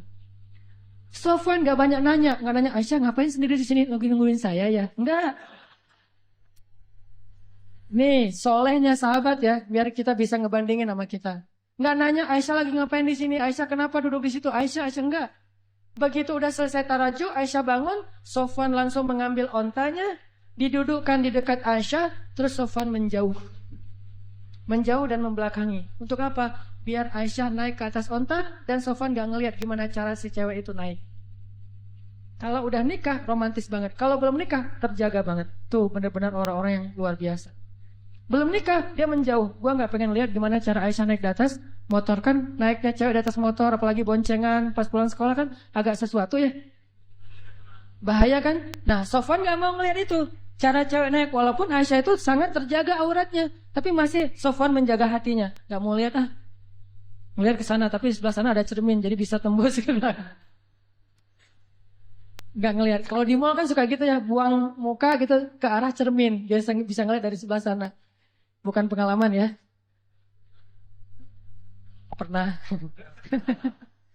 Nah, akhirnya Sofwan menjauh, membelakangi Aisyah. Dalam durasi kira-kira si cewek ini udah selesai naik ke atas unta. Begitu udah selesai, Sofwan datang, ngambil tali kekang unta dan ditarik. Untanya berdiri, jalan. Sofwan jalan kaki di depan, Aisyah naik di atas unta. Itu cara paling bagus boncengan. Jadi jangan dibonceng gitu. Apalagi ini ojek-ojek online ya. Kalau yang ordernya cewek, naik. Kita mah gak usah naik ke atas motor, di samping aja, dorongin motor. Kenapa Mang kok gitu caranya? Sofwan. Sofwan itu siapa? Gak pernah ikut talim ya. Makin sombong ya, makin riak. Sofwan narik tuh tali kekang onta, Aisyah di belakang. Gak pernah sekalipun Sofwan menoleh ke belakang. Aisyah butuh sesuatu? Enggak. Atau mungkin bisa miss call kalau ada apa-apa. Ini nomor saya, modus. Enggak ada sama sekali. Aisyah enggak diajak ngobrol, Aisyah kenapa tinggal sendiri dan segala macam. Enggak sama sekali. Diam sepanjang perjalanan sampai di Madinah.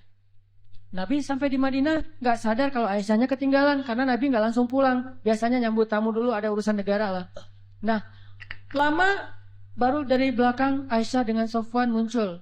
Di Madinah waktu itu kebenaran orang-orang Yahudi lagi nongkrong di gerbang. Karena salah satu hobi orang Yahudi itu nongkrong di jalan.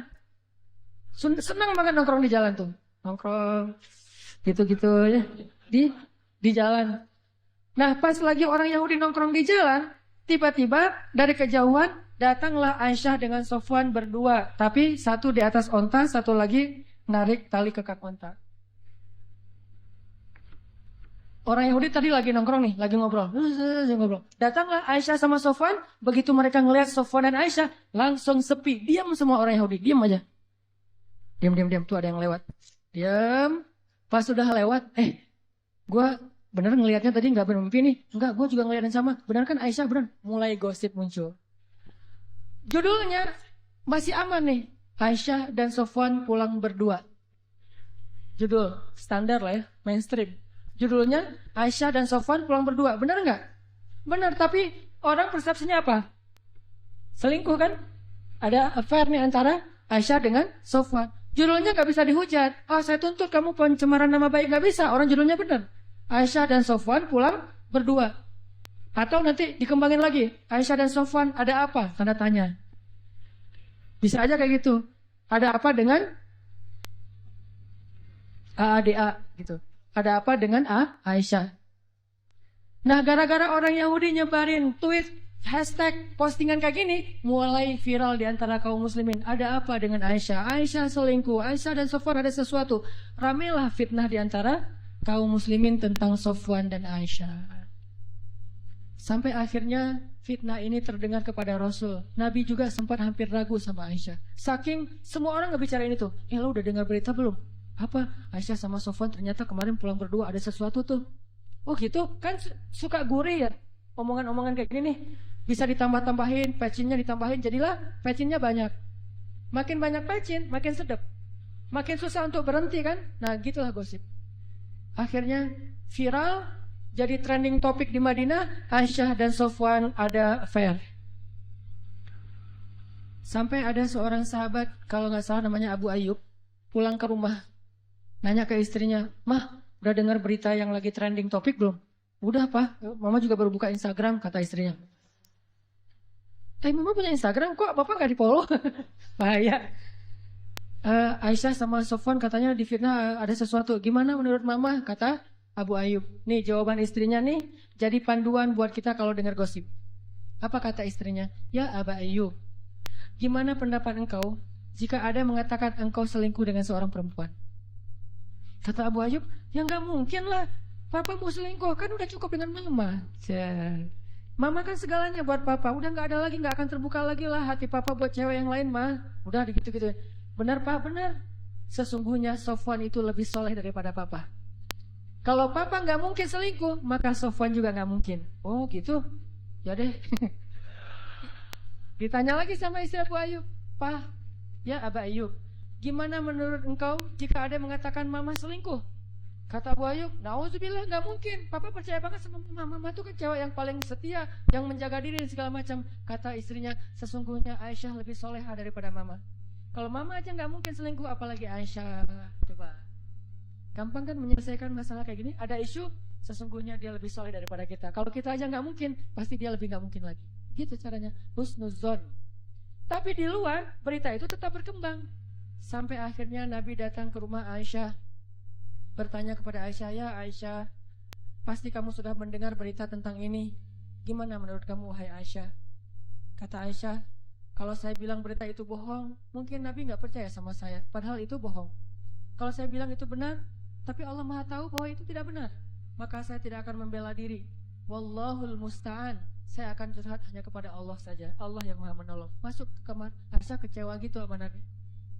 Karena Nabi dianggap nggak ngebelain Aisyah. Nabi juga bingung, bener nggak, emang kayak gitu, saking parahnya berita ini. Nabi juga bingung nih, hampir aja Nabi menceraikan Aisyah. Saking luar biasanya fitnah. Nggak lama kemudian Nabi dalam keadaan sedang sedih, sedang apa, rasa perasaannya tuh lagi kacau banget. Turun surat An-Nur ngebelain Aisyah. Sesungguhnya orang-orang yang menyebarkan berita bohong itu adalah bagian dari umat Islam sendiri. Ternyata yang menyebarkan itu bukan orang Yahudi. Orang Yahudi cuma munculin tweet pertama orang Yahudi, tapi yang bikin dia viral orang Islam. Mungkin postingan pertama bukan dari orang Islam, dari luar, sengaja pengen bikin masalah. Yang bikin itu jadi fitnah kita sendiri, nge-repost sembarangan. Mungkin nggak ada masalah sebetulnya, kita aja yang membentur-benturkan. Sesungguhnya yang membawa berita bohong itu adalah orang Islam sendiri. Maka katakan kepada mereka, jika kalian tidak bertobat, sesungguhnya itu zalim yang paling besar. Janganlah kalian meringankan ucapan kalian, meremehkan, sesungguhnya di sisi Allah itu dosa besar, dan seterusnya. Satu halaman penuh ayat turun untuk ngebelain Aisyah. Bayangin, satu halaman di surat An-Nur khusus tentang Aisyah. Akhirnya Nabi pas dapat ayat ini, ngumpulin para sahabat, ayo ngumpul. Nabi pun membacakan ayat itu, para sahabat bertakbir, Allahu Akbar. Ternyata sudah turun tabayyun dari langit, bukan dari bumi. Klarifikasinya, yang membersihkan nama baik Aisyah dan Sofwan, Allah Subhanahu wa Ta'ala, langsung dari Allah. Sehingga akhirnya Nabi pun datang ke rumah Aisyah, nyari, ya Abu Bakar, sudah turun ayat. Mana Aisyah? Aisyah disuruh keluar oleh Abu Bakar. Ketika Aisyah udah keluar, Rasulullah mengatakan, ya Aisyah, berbahagialah, Allah sudah turunkan ayat yang membela kamu, bahwa sesungguhnya itu semuanya berita bohong. Aisyah pun masuk lagi ke kamar dalam keadaan ngambek. Abu Bakar masuk ke dalam, Aisyah, kenapa masih ngambek sama Rasulullah? Udah ucapin terima kasih sama Nabi. Kata Aisyah, enak aja, ngapain saya minta terima kasih ke Rasulullah, kan yang bela saya Allah. Udah biarin aja orang itu. Kata Aisyah. Coba, apakah Rasulullah marah? Enggak. Kata Abu Bakar, ya Rasulullah, Aisyah lagi ngambek, gak mau ketemu. Ya udah, gak apa-apa, memang Aisyah pantas untuk melakukannya. Nabi pun pergi. Biarkan Aisyah menyelesaikan, merecovery dulu perasaannya. Selang beberapa hari Nabi datang lagi, udah normal lagi. Orang dibela sama Allah sampai turun ayat satu halaman. Kok bisa kayak gitu? Apa rahasianya? Terakhir, satu lagi kisah gimana Allah ngebelain hamba yang Allah cintai, yaitu sekelompok sahabat miskin. Kalau dalam bahasa orang Arab disebut aradil qaum atau sufaha. Wa idza qila lahum aminu kama qalu aminu kama sufaha. Apa itu sufaha? Orang miskin, orang biasa, budak, orang yang tidak punya pengaruh di kota Mekah. Nabi lagi nongkrong nih sama orang miskin. Di antaranya ada Bilal, ada Khabbab. Tahu Khabbab? Khabbab itu sahabat Nabi yang dibakar hidup-hidup sambil dijadikan kayak kambing guling gitu, kayak kebab. Itu Khabbab tuh. Mungkin dari situ asli awal kata ininya, dibakar hidup-hidup sampai nanah atau lendir dari kulit Khabbab itu memadamkan api membakarnya. Ini Khabbab. Ketika dia udah di masa Umar suruh Khabbab untuk buka baju, dan Umar mengatakan, saya belum pernah ngelihat ada orang yang tatonya lebih banyak daripada Khabbab. Tatoan. Tato bekas apa? Bekas dibakar. Kalau kita kan tatonya dibentuk, ini tatonya gara-gara beriman. Jadi kalau ada yang tatoan, sesungguhnya Khabbab lebih keren lagi tatonya. Kenapa ditato? Gara-gara dibakar hidup-hidup sampai seluruh tubuhnya ada bekas bakar. Rusak tubuhnya. Bilal, Khabbab, Ammar bin Yasir, Suhaib bin Amr Ar-Rumi, beberapa orang sahabat yang miskin lagi duduk sama Nabi, lagi nongkrong gitu. Nabi lagi ngajarin ilmu. Lewatlah orang-orang kaya. Ada Suhail, ada Abu Jahal, ada bapaknya Khalid, Walid Al-Mughirah. Orang-orang kaya nih, orang-orang terpandang. Lewat pakai Alphard. Lewat aja. Lagi nongkrong, lewat Alphard yang Wildfire yang baru. Berhenti nih, turun orang-orang dari Alphard itu, naik kuda onta yang paling mahal. Kenapa saya bilang Alphard? Karena emang harga ontanya seharga Alphard. Kalau kita tahu onta merah, itu harga satu ontanya paling murah 2 miliar. Lebih mahal dari Alphard ya, Ferrari lah atau Porsche. Mobilnya mobil yang kelas udah keren banget. Turun nih mereka dari miskin. Gimana kalau setelah beriman mereka level pada mereka. Terus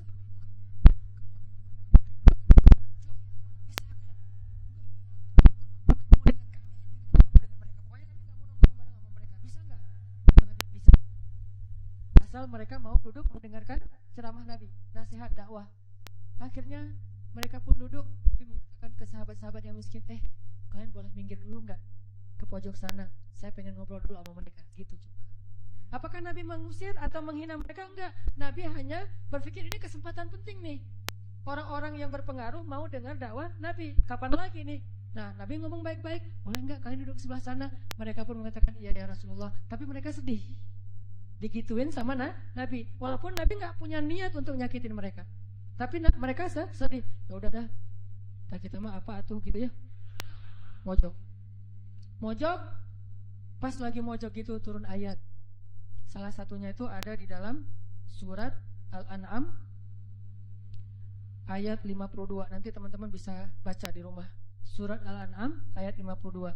Janganlah kamu mengusir orang-orang yang menyembah Allah, yang solih, yang taat kepada Allah hanya gara-gara ingin mengambil hati orang-orang yang sombong.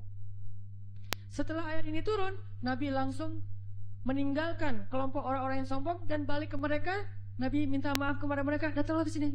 Terus Nabi membuka sorbannya, menggelarkan sehingga mereka duduk di atas sorban Nabi SAW. Ini salah satu ayat yang Nabi ditegur selain Abasa, At-Tahrim, Al-Ahzab, Al-Anfal. Kan Nabi banyak ayat yang beliau ditegur ya. Bukan karena melakukan kesalahan, kekeliruan. Bedain antara keliru sama salah. Nabi tidak pernah melakukan kesalahan, tidak pernah berbuat dosa. Tapi keliru, wajar, manusia. Karena keliru itulah kita belajar. Kalau kita keliru jangan sombong untuk mau memperbaiki. Nabi juga mencontohkan kayak gitu. Nabi pernah sholat lupa, harusnya 4 rakaat jadi 2 rakaat. Udah sahabat ikut aja kan. Udah selesai 2 rakaat salam. Sahabat bingung, akhirnya salam juga. Udah selesai salam, sahabat nanya, Rasul tadi kita sholat model baru ya, kalau bahasa kita. Emang kenapa? 2 rakaat loh Rasul. Masa sih? Benar. Yang lain ditanya, benar Rasul 2 rakaat. Ya udah langsung bangun lagi, lanjutin 2 rakaat. Sehingga jadi contoh fikih buat kita, kalau lupa tinggal dilanjutin. Gak ada sahabat yang ngomong katanya Nabi tapi sholat gak khusyuk. Gak ada yang ngomong kayak gitu. Kalau kita kan suka suuzon gitu sama ustaz, sama ulama ya. Katanya ustaz ngajarin khusyuk, tapi dia sendiri sholatnya gak khusyuk. Wajar, manusiawi banget kayak gitu. Karena salahnya ulama justru jadi pelajaran. Benarnya kita gak jadi apa-apa. Ulama salah masih dapat pelajaran. Kita benar gak dapat apa-apa. Saya pernah sholat Jeddah, sholat asar.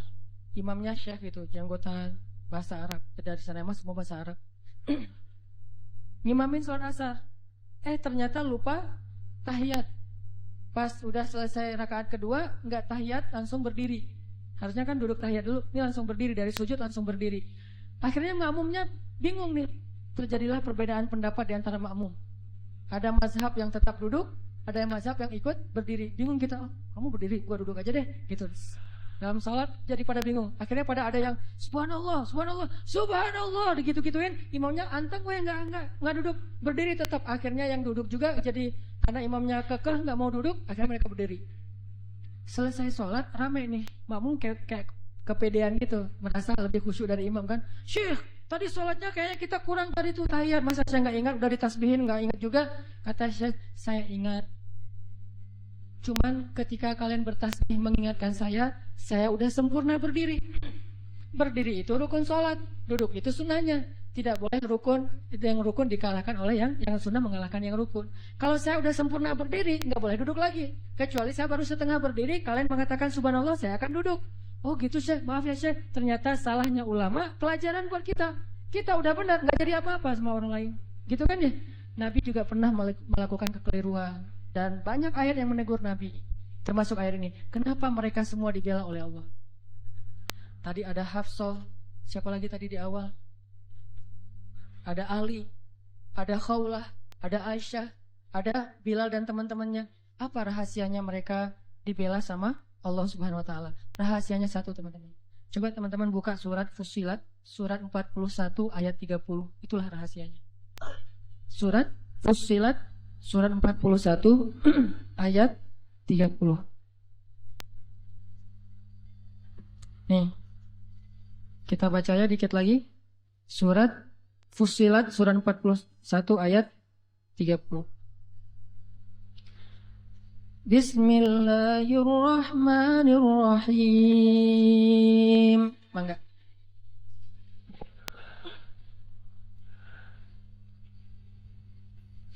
Innal ladzina qalu rabbuna Allahu tsumma istaqamu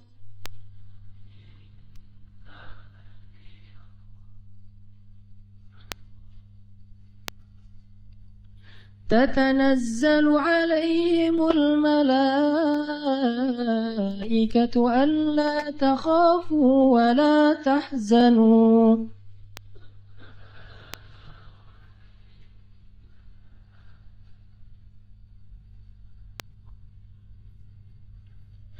وأبشروا بالجنة التي كنتم توعدون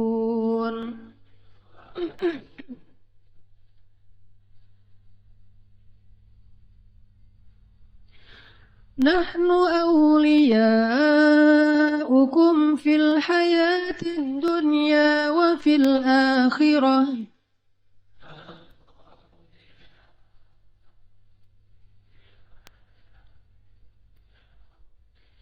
ولكم فيها ما تشتهي أنفسكم ولكم فيها ما تدعون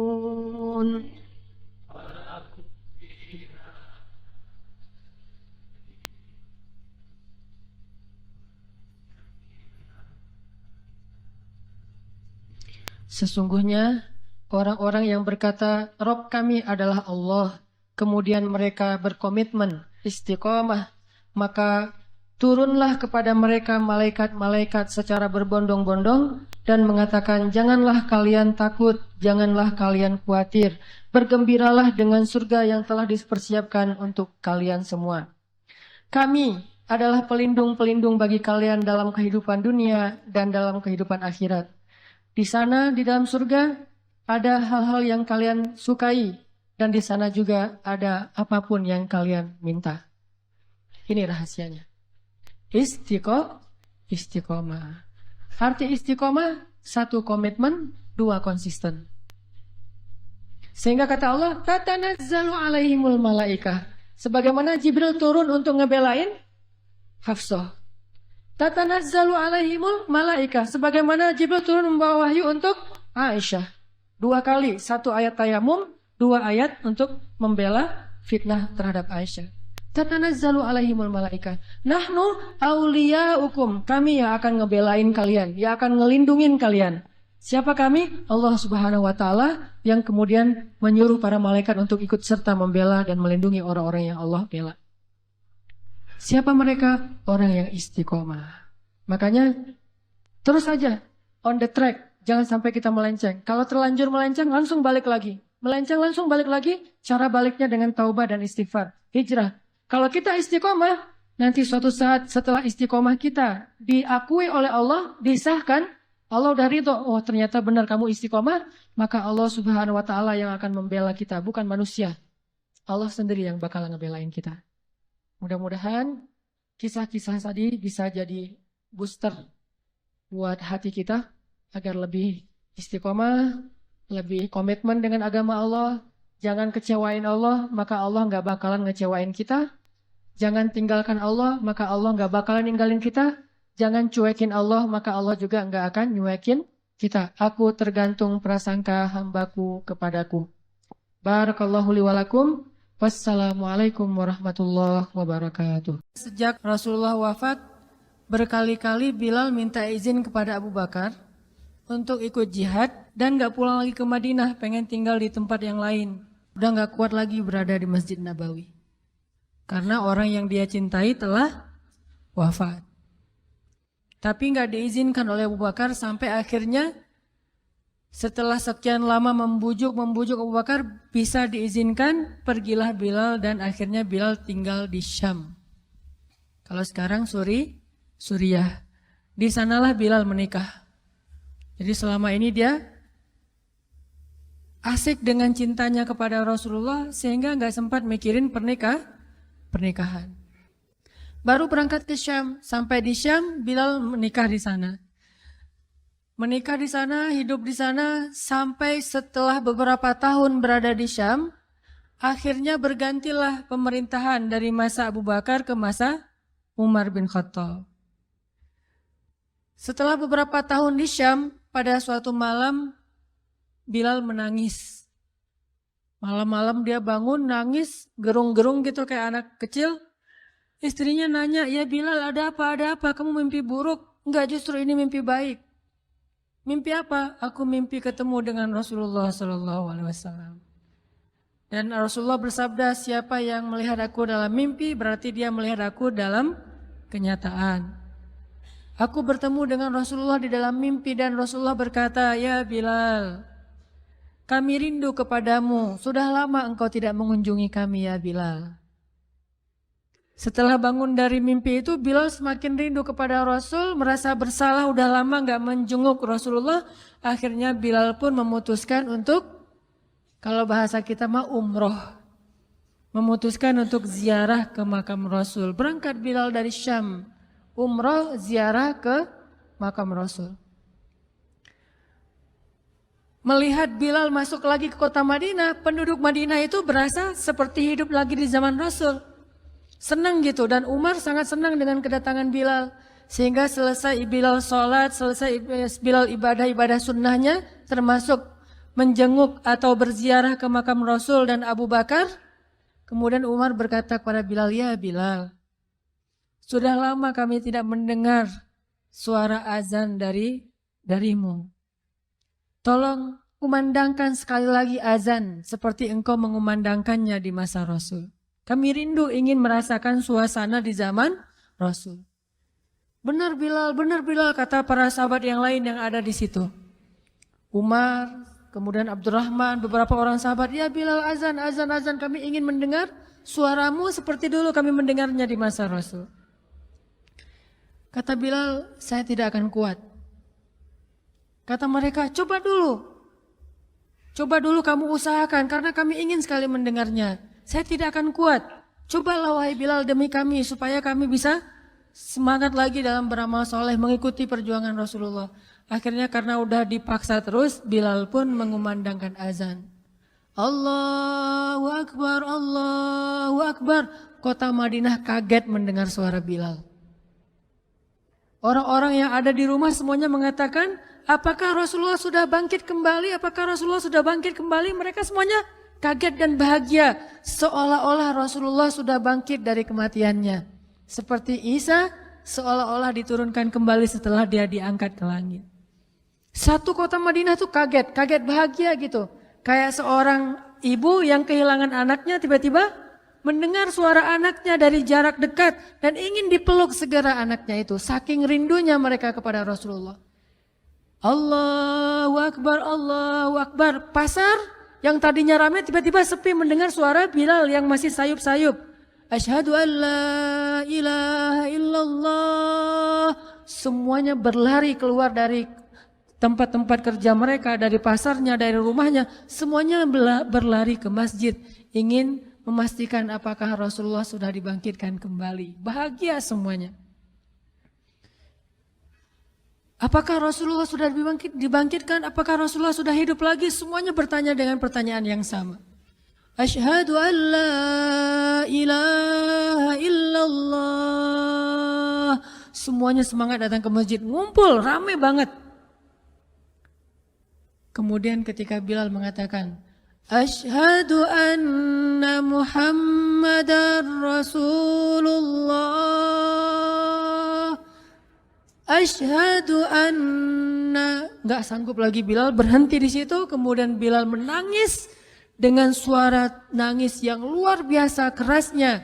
Lalu satu masjid menangis, lalu satu kota Madinah menangis. Sehingga para ulama mengatakan, tidak pernah kota Madinah menangis sedahsyat mereka menangis hari itu kecuali ketika Rasulullah wafat. Cuma 2 kali menangisnya kota Madinah paling dahsyat. 1 hari ketika Rasulullah wafat. 2 hari ketika Bilal kembali mengumandangkan azan dan mengucapkan asyhadu anna Muhammadar Rasulullah. Semuanya menangis. Semuanya merasa kehilangan Rasulullah. Semuanya merasa bahwa mereka ingin kembali di zaman ketika Rasulullah masih hidup. Lalu mereka bertanya setelah semuanya selesai menangis, "Ya Bilal, kenapa kamu tadi menangis?" Kata Bilal, "Dulu biasanya kalau saya selesai mengumandangkan azan, saya akan datang ke hujrahnya Rasul." Hujrah Rasulullah itu kamarnya Rasul, rumah kecilnya Rasul. Selesai azan saya akan datang ke rumahnya Rasulullah dan memanggil, "Ya Rasulullah, as-salah, as-salah." Rasulullah nggak keluar sampai mendengar suara Bilal memanggil beliau secara khusus. Udah selesai azan, Bilal manggil Rasul, "Ya Rasulullah, as-salah, as-salah." Baru Rasulullah keluar dengan wajah berseri-seri. Sekarang bagaimana saya akan memanggil Rasulullah sedangkan Rasulullah sudah bersama kekasihnya yaitu Allah Subhanahu wa taala. Menangis lagi satu masjid, satu kota Madinah. Pokoknya hari itu adalah hari berkabung sekota Madinah. Hari menangisnya kota Madinah, saking rindunya mereka kepada Rasulullah. Bagaimana dengan kita ketika mendengar suara azan dan muazin mengucapkan nama Rasulullah Sallallahu Alaihi Wasallam?